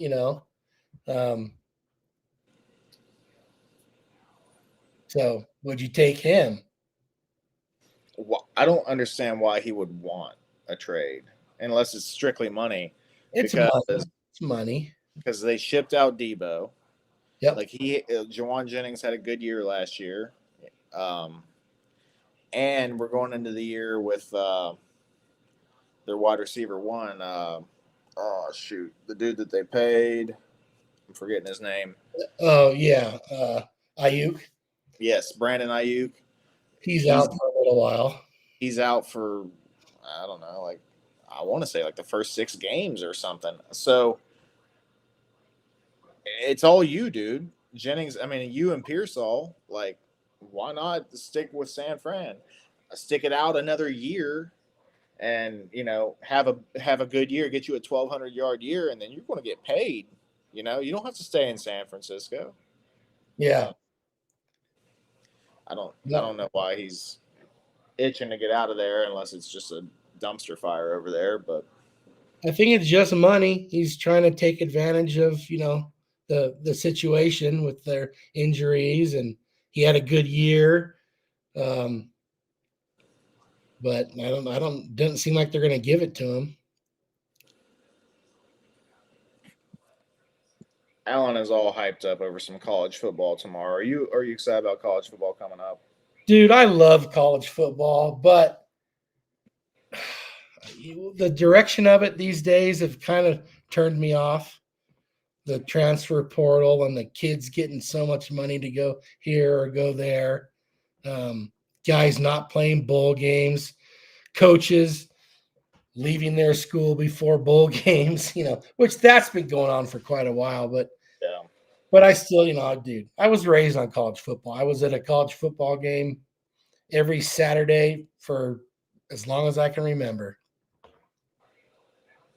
Yeah. That was a big thing with the Mountaineers. Rich Rodriguez leaving us after losing out to Pitt and missing out on going to the national championship that year. And he left, to go to Michigan and wasn't the coach for the bowl game. So that was like a, dagger twist for us. And then we hired him back. That's our coach. Yeah, I was going to say, he's back now, isn't he? So it's like, oh my God. And he's talking about, since we're on the college football thing, he's talking about running like a 2 or 3 quarterback system. He's like, I'm going to use all my quarterbacks. What? Huh. What do you think about that, Scott? He thinks he's the Cleveland Browns, apparently. I don't know what he's thinking. But I know what the great Bill Parcells said. And he said, if you got 2 quarterbacks, you don't have any quarterbacks. Yeah. So if you got 4, what does that mean? Oh, I guess they did send one of them packing. Yeah. Yeah, they sent Pickett packing. Yeah. Yeah, that's pretty crazy. To me, I think that's him not being sure who nobody has fully stepped up and taken the job. Probably. But I also think you could pull that off in college easier than you could in the NFL. Yeah. Yeah, probably. I mean, I don't know. You got to be creative as an offensive coordinator to make something like that work. Which he does have a pretty good offensive mind. I mean, he kind of shaped the offense back in the the Pat White, Steve Slayton days. Like he brought a lot of things into the college football scene that wasn't there yet. But since then he ain't done shit. Yeah, he didn't do much. And then we hired him back. Yeah, but they had a great offense the first time he was there, no question. Yeah, but to me, I've always wondered: is it just the fact that he had the right guys in there? Could be. Or- Where is Dana Holgerson now? That's a good question because he was with Houston, but I think they got rid of him this past year. I don't know where he went. Huh. Because they always had a good offense when he was there also, but man, they didn't play any defense. Yeah, that was some fun years too. Watching Will Greer slinging it and stuff. He's still bouncing around the NFL. Will Greer. Is he with the Cowboys? Is he with the Cowboys still? I'm not sure. Like I said, he's 30 years old now. Yeah, he's still with the Cowboys. Wow. Okay. Good for him. And then our last year quarterback went to the NFL as a wide receiver, Garrett Green. And I think he made the he made the final 53 for the Tampa Bay Buccaneers. Didn't they have another quarterback that did that? Or maybe he got switched to wide receiver before he left WVU. What was that kid's name? White kid. Stills. Yeah. Stills, yeah, he was a college quarterback and then he switched to receiver when he came to WVU. And he was killing it. He's I think he's with the Bills. Okay. Bills or the Giants, one of those two. So Murph, your guys, I don't know who your favorite is. I'm going to say WVU is your favorite, but your reliable is OSU. They got a big game tomorrow. OSU, big game tomorrow. Yeah. I thought you were commenting on, Chris said Dana Holgerson, Nebraska offensive coordinator right now. Oh, no shit. Okay. Yeah. But, yeah, big game for the Buckeyes tomorrow. WVU, not so much. I think we're playing, I can't remember. It was was it something? Robert Morris, I think. Well, that Robert Morris is a university, sure. Yeah. So I don't know if I'm going to be. I mean, I'm going to watch some of it, but I'm not going to be super tuned into that one. But I'm definitely going to try to catch as much as I can of that Ohio State game. And hey, future quarterback might be playing. Although here's my hot take, Murph. Go ahead. Cowboys. They made this deal to get some ones. So they got 3 number ones in the next 2 years to move up. They're going to do whatever it takes to get Arch. Because Jerry would love to have that guy on his team. Yeah, that was something that was brought up earlier where Johnny was talking about how like people, and I feel like people are really kind of just jumping way ahead with it. It's like, yes, they have draft capital, but that doesn't necessarily mean it's for a quarterback. Like to me, it's day by day with them. To me, like if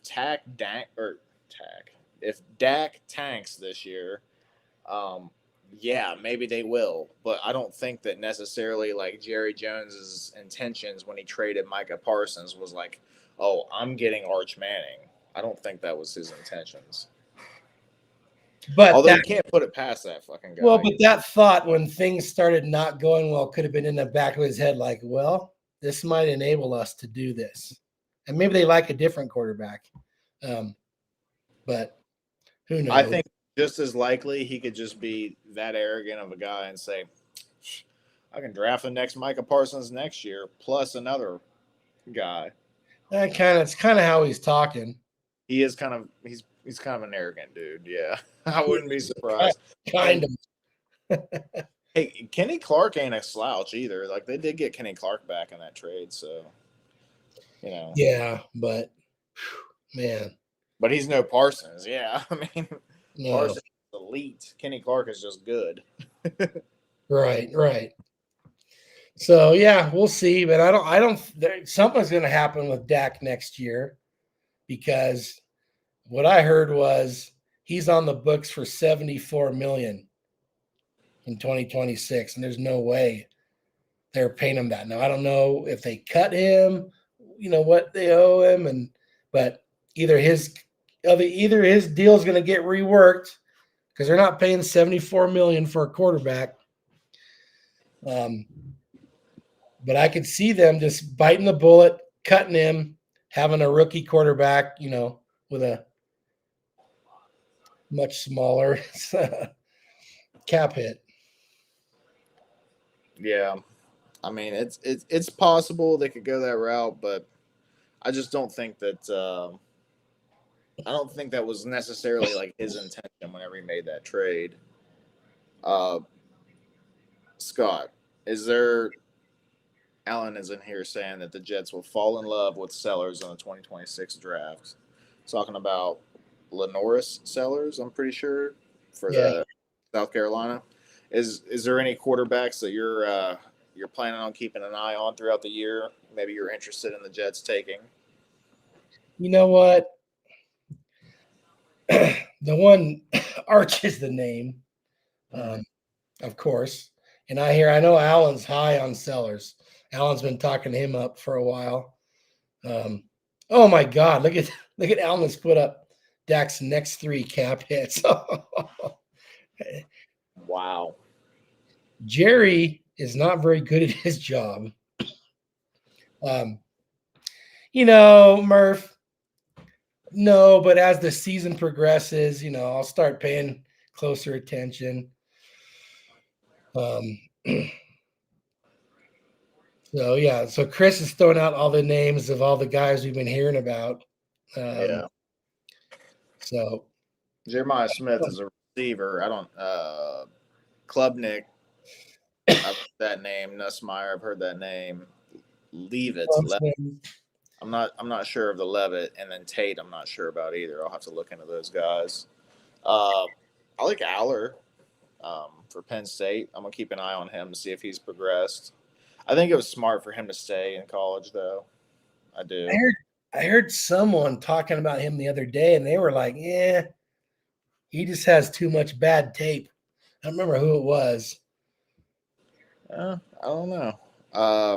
It's going to be interesting to see him without Tyler Warren this year. Sure. That's going to make a difference. Levitt is Arizona State's quarterback. Okay. Yeah, there's a lot of top guys this year.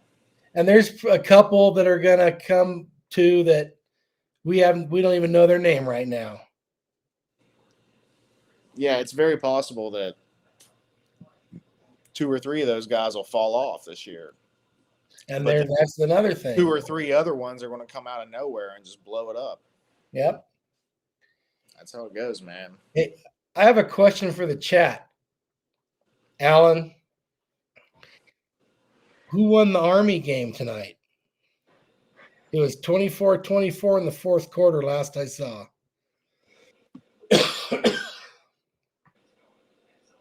I didn't even know there was a game on tonight. Oh, there's a bunch of games, dude. Well, I should have known, but that Army was playing Tarleton State, and it was a hell of a game, I guess. Tarleton State, huh? Okay. They're like the next level down, what we used to call 1AA. Yeah. Not Army. So Army lost, Bill? Wow. Yes. They lost in overtime. Woo! 2 overtimes. They lost 30-27. Wow. That's an upset. Yeah. I can tell you that the Illinois and Western Illinois game was close. Okay, how about there was one Auburn and help me out, guys. Auburn had a legit game. Auburn and Baylor. Auburn and Baylor played. Oh yeah, Auburn took that one. 38-24. Okay. And then Georgia Tech had a close game with Colorado, but they Who came out won? tonight. Who won that one? Georgia Tech did 27. Really? Yeah.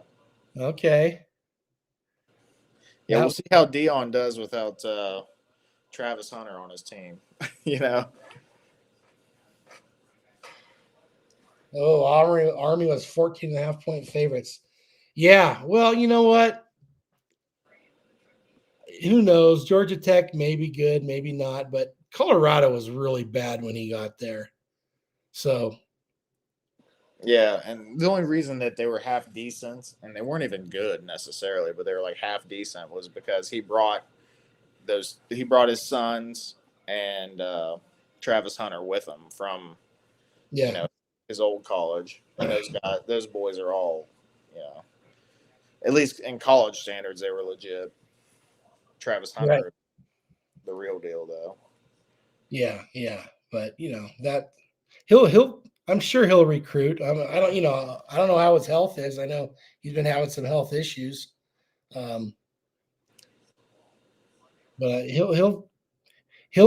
he's made them relevant, which they weren't. I imagine he'll keep them there. Yeah, well, just his name alone. I mean, but if he keeps if he tanks it, like if he only wins 4 or 5 games the next 2 years, yeah, they'll get rid of his ass. Yeah. But I kind of doubt that'll happen. But you never know. All I know is I felt like they were overrated last year. I don't know. Yeah, well they didn't end up as highly rated as they had been or as they were. But yeah, people jumped on that bandwagon pretty fast. The Dion effect, man. Well, when they got up against a team that would just bully them, they had no answers. Mm-hmm. Yeah, that's true. All right, Chad. If you guys got any last minute questions or anything you guys want to discuss, drop it in the chat. We're probably going to start to close out here, next 15 minutes or something. 10, 15. Yeah, these streams normally go later when Dane's here. Murph's got to hit the rack. I went into work early today. Like I got there at 10 after 4. So I could try to get done early and have some time to get make sure I'm ready for the stream and stuff. So yeah, I've been up since 3:30 this morning. So does your work slow down as summer slows down? A little bit. Yeah. Yeah. Yeah. In the winter time, we sell less cases for sure. People are drinking less. And they're putting a bill. I don't want to get into politics necessarily, but this isn't necessarily politics, but I guess it is. They're putting a bill through beginning of the year that people on EBT or food stamps, whatever you want to call it, won't be able to buy pop anymore. And I think we're going to take a huge hit when that happens in sales. Oh, really? Okay. I mean, I get it. If that's all you got to work with, probably pop is not the best thing to be spending it on, right? Yeah, I mean, it's probably just one of those things America's the fattest nation in the country, so they're probably trying to, and West Virginia is probably one of the fattest states out there, so they're probably trying to cut down on the unhealthy stuff. Sure. Yeah, what if it's diet pop or some sort of healthy soft drink? I feel I feel like that's too difficult to implement that into the systems, for the systems to know the difference between diet and not. I mean, I don't know. Maybe it would be. That's true. Yeah. It's just easier to just ban pop in general and be like, hey, drink water or milk or juice or something. Yeah, right. What's the Oregon sugar-free Snapple? Yeah, I kind of wonder if T is on there. I'm not sure. Yeah. That bear attack you? No, but you know what? I don't. I make sure I close this door at night because he could smell what was cooking in here and come right through that screen easy enough. Oh yeah. And at times I'd like to leave it just screen all night, but I can't do that.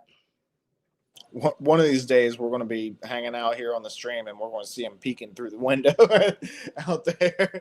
Like, hey, what's going on in there? Yeah. Well, Everybody in the chat's going to be like, hey, Scott, behind your shoulder, dude. That's what they used to say when I was at my last house, and you'd see all the woods behind me, yeah. No, he's probably going to stay away for a week or so. But he'll come back. Hopefully my new method, putting that shit. I'm so tired. I can't think of what I called it now. Ammonia, putting the ammonia in there actually works. So we'll see. Yeah, you got to give him a chance to actually get into it, though. I know. I didn't. I used to think putting dog shit in there did the trick. No, I found out that didn't do the trick. Somebody in the chat was saying something about burying dog shit around the perimeter of their house or something was supposed to do it. I saw somebody say that earlier, and I was like, I've never heard of that before. Yeah. But you never know. Oh, Johnny, and now I like what Johnny's talking about. Get that old mountain hang. I'm not highlighting that one, but you never know. A cougar might be peeking through the screen. You never know. Alan thinks that Oregon and Iowa is going to be a fun bet with Dane. Iowa's been legit on defense for years, and Oregon has got one of the most high-flying offenses out there. I think that would be a good clash. Oregon had a lot of turnover this year, though, so we'll see. Yeah, they had a lot of dudes go in the draft. Yeah. Well, they rode like number one most of the year, right? Yeah, I think they were number one going in the playoffs, weren't they? Yeah, until they ran into that buzzsaw in Natty. They got a bad draw, that whole deal. I mean, whatever. They still had to win the game, but yeah, Ohio State was hot coming in, and yeah. And that's crazy. That's what's so wild about it is like you might not be the best team all year, but if you get hot as soon as you get in them playoffs, that's what matters. Yep. Well, and this is the way they do it, by forcing some teams in that frankly shouldn't be there. Like Boise State, for example. I mean, that's great what they do, great program, but they can't compete with those teams very often. Thanks for coming in, My Own Mind. Appreciate you, buddy. My Own Mind. Good night, My Own Mind. So yeah, we'll see. College football's fun. I'm glad they expanded the playoffs because four teams wasn't enough. Later, Alan. Go Ducks. See you, Alan. Take it easy, buddy. Thanks for coming in. But I'm glad they expanded the playoffs for sure. Did you see that? I think they're rebuilding the Pac-12. Did you see that? Yeah, I think with like Mountain West teams, and I think still the old two that were hanging on, Oregon State and Washington State. Yeah. It's not going to be the same. Yeah, there wasn't a ton of quality in there. Like Colorado State. Maybe Boise State was in there. Maybe Boise. That would make sense. Boise, that might be one of the better teams I saw in there. Yeah, there was a whole lot of quality. No, it's not. Most of the teams aren't even from a Big Five school. But are they Big Five conference? Is that going to be any worse than like the MAC though? So. No, it'll be better. Mountain West isn't bad. They still got a couple Pac-12 schools there that were good here and there, not great year in and year out. I always thought BYU would have been a good team for the Pac-12, but they're wherever they are now, the Big 12 maybe. Yeah, even the Big 12 right now is interesting, having like BYU in there and there's some interesting team. Utah, like Yeah, some of the schools just don't even make sense. no, Let's and see. it's just weird enough not having Texas and Oklahoma in the Big 12 because they've just always been in the Big 12. I don't know. Well, how about USC and Washington and Oregon and UCLA going to the Big Ten? I mean, that's just ridiculous. That feels pretty weird too. Yeah. Okay, let's see. It's all a money thing. Texas State, Boise State, Colorado State, Fresno State, Okay. Gonzaga in basketball, Oregon State, San Diego State, Utah State, and Washington State. So, yeah. Yeah. Not great. No, not great. But you know what?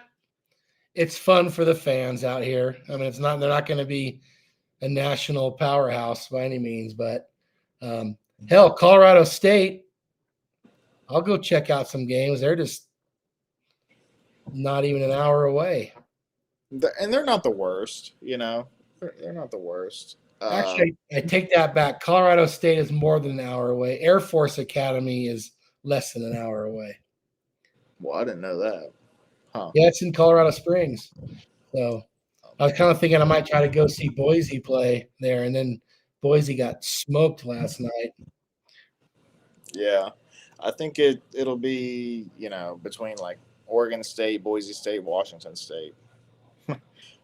Yeah. Those three will probably be the ones that'll actually contend for it over the next few years. Sure. San Diego State here and there has had some pretty good teams. Yeah. I mean, I've seen Colorado State perform half decent in a few years, but here and there. But yeah, yep, they're not gonna be competing for national championships.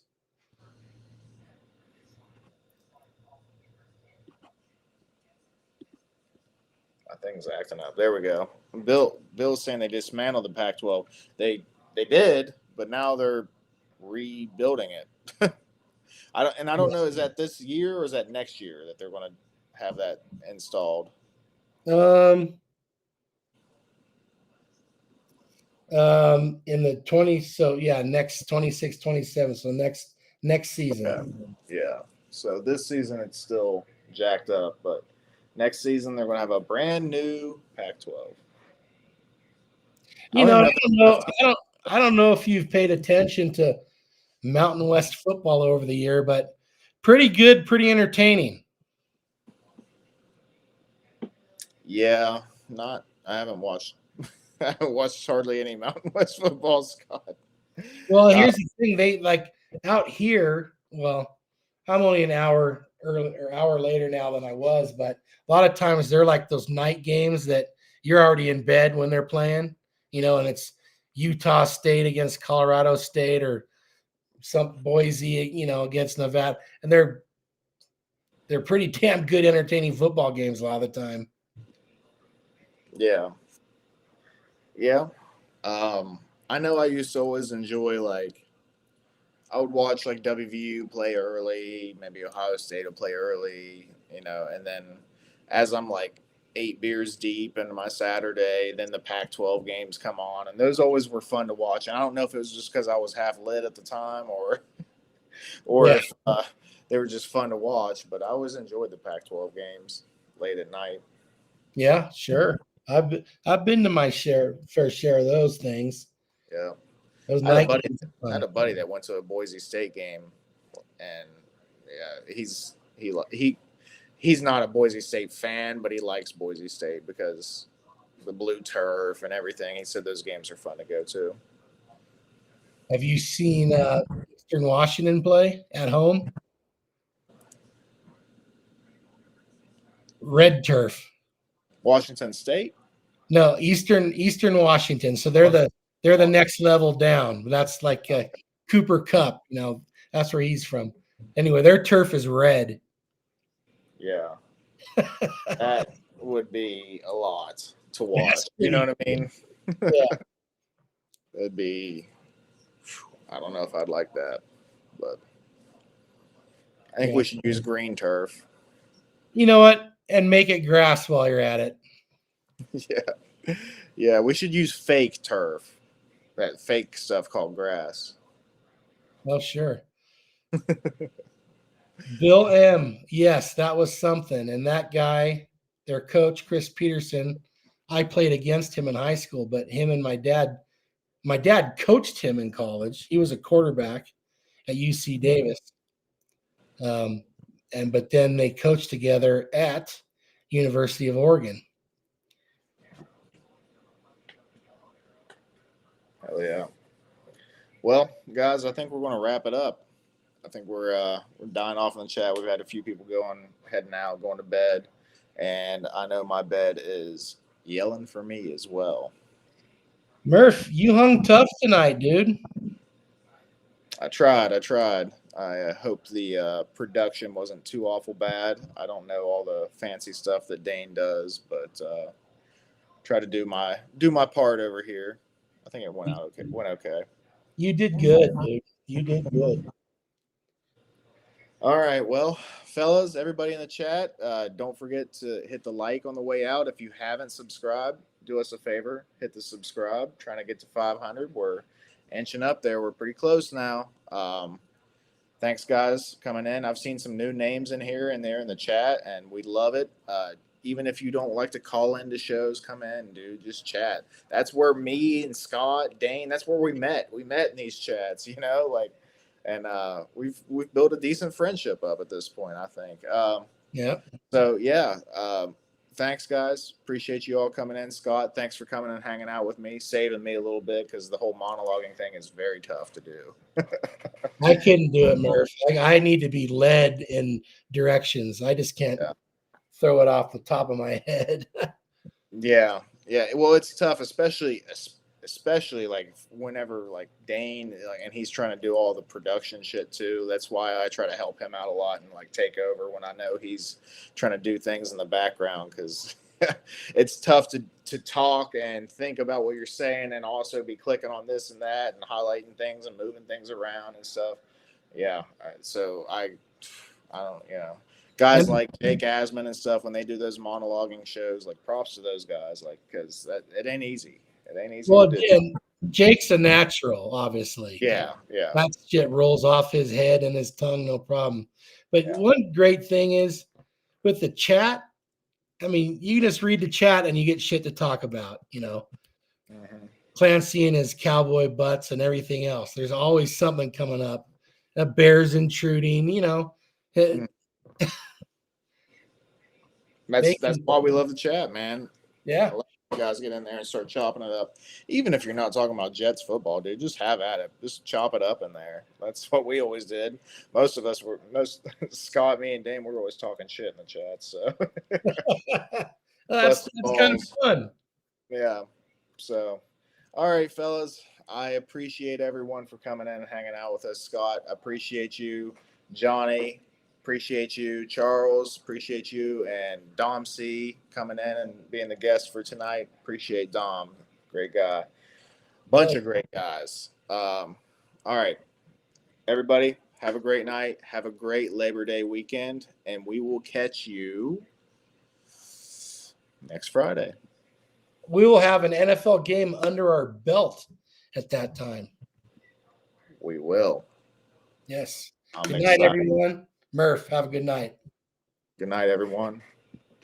Let's see if Murph can turn the show off now. I don't know how to do the outro. I'm going to do the intro again and then call it quits.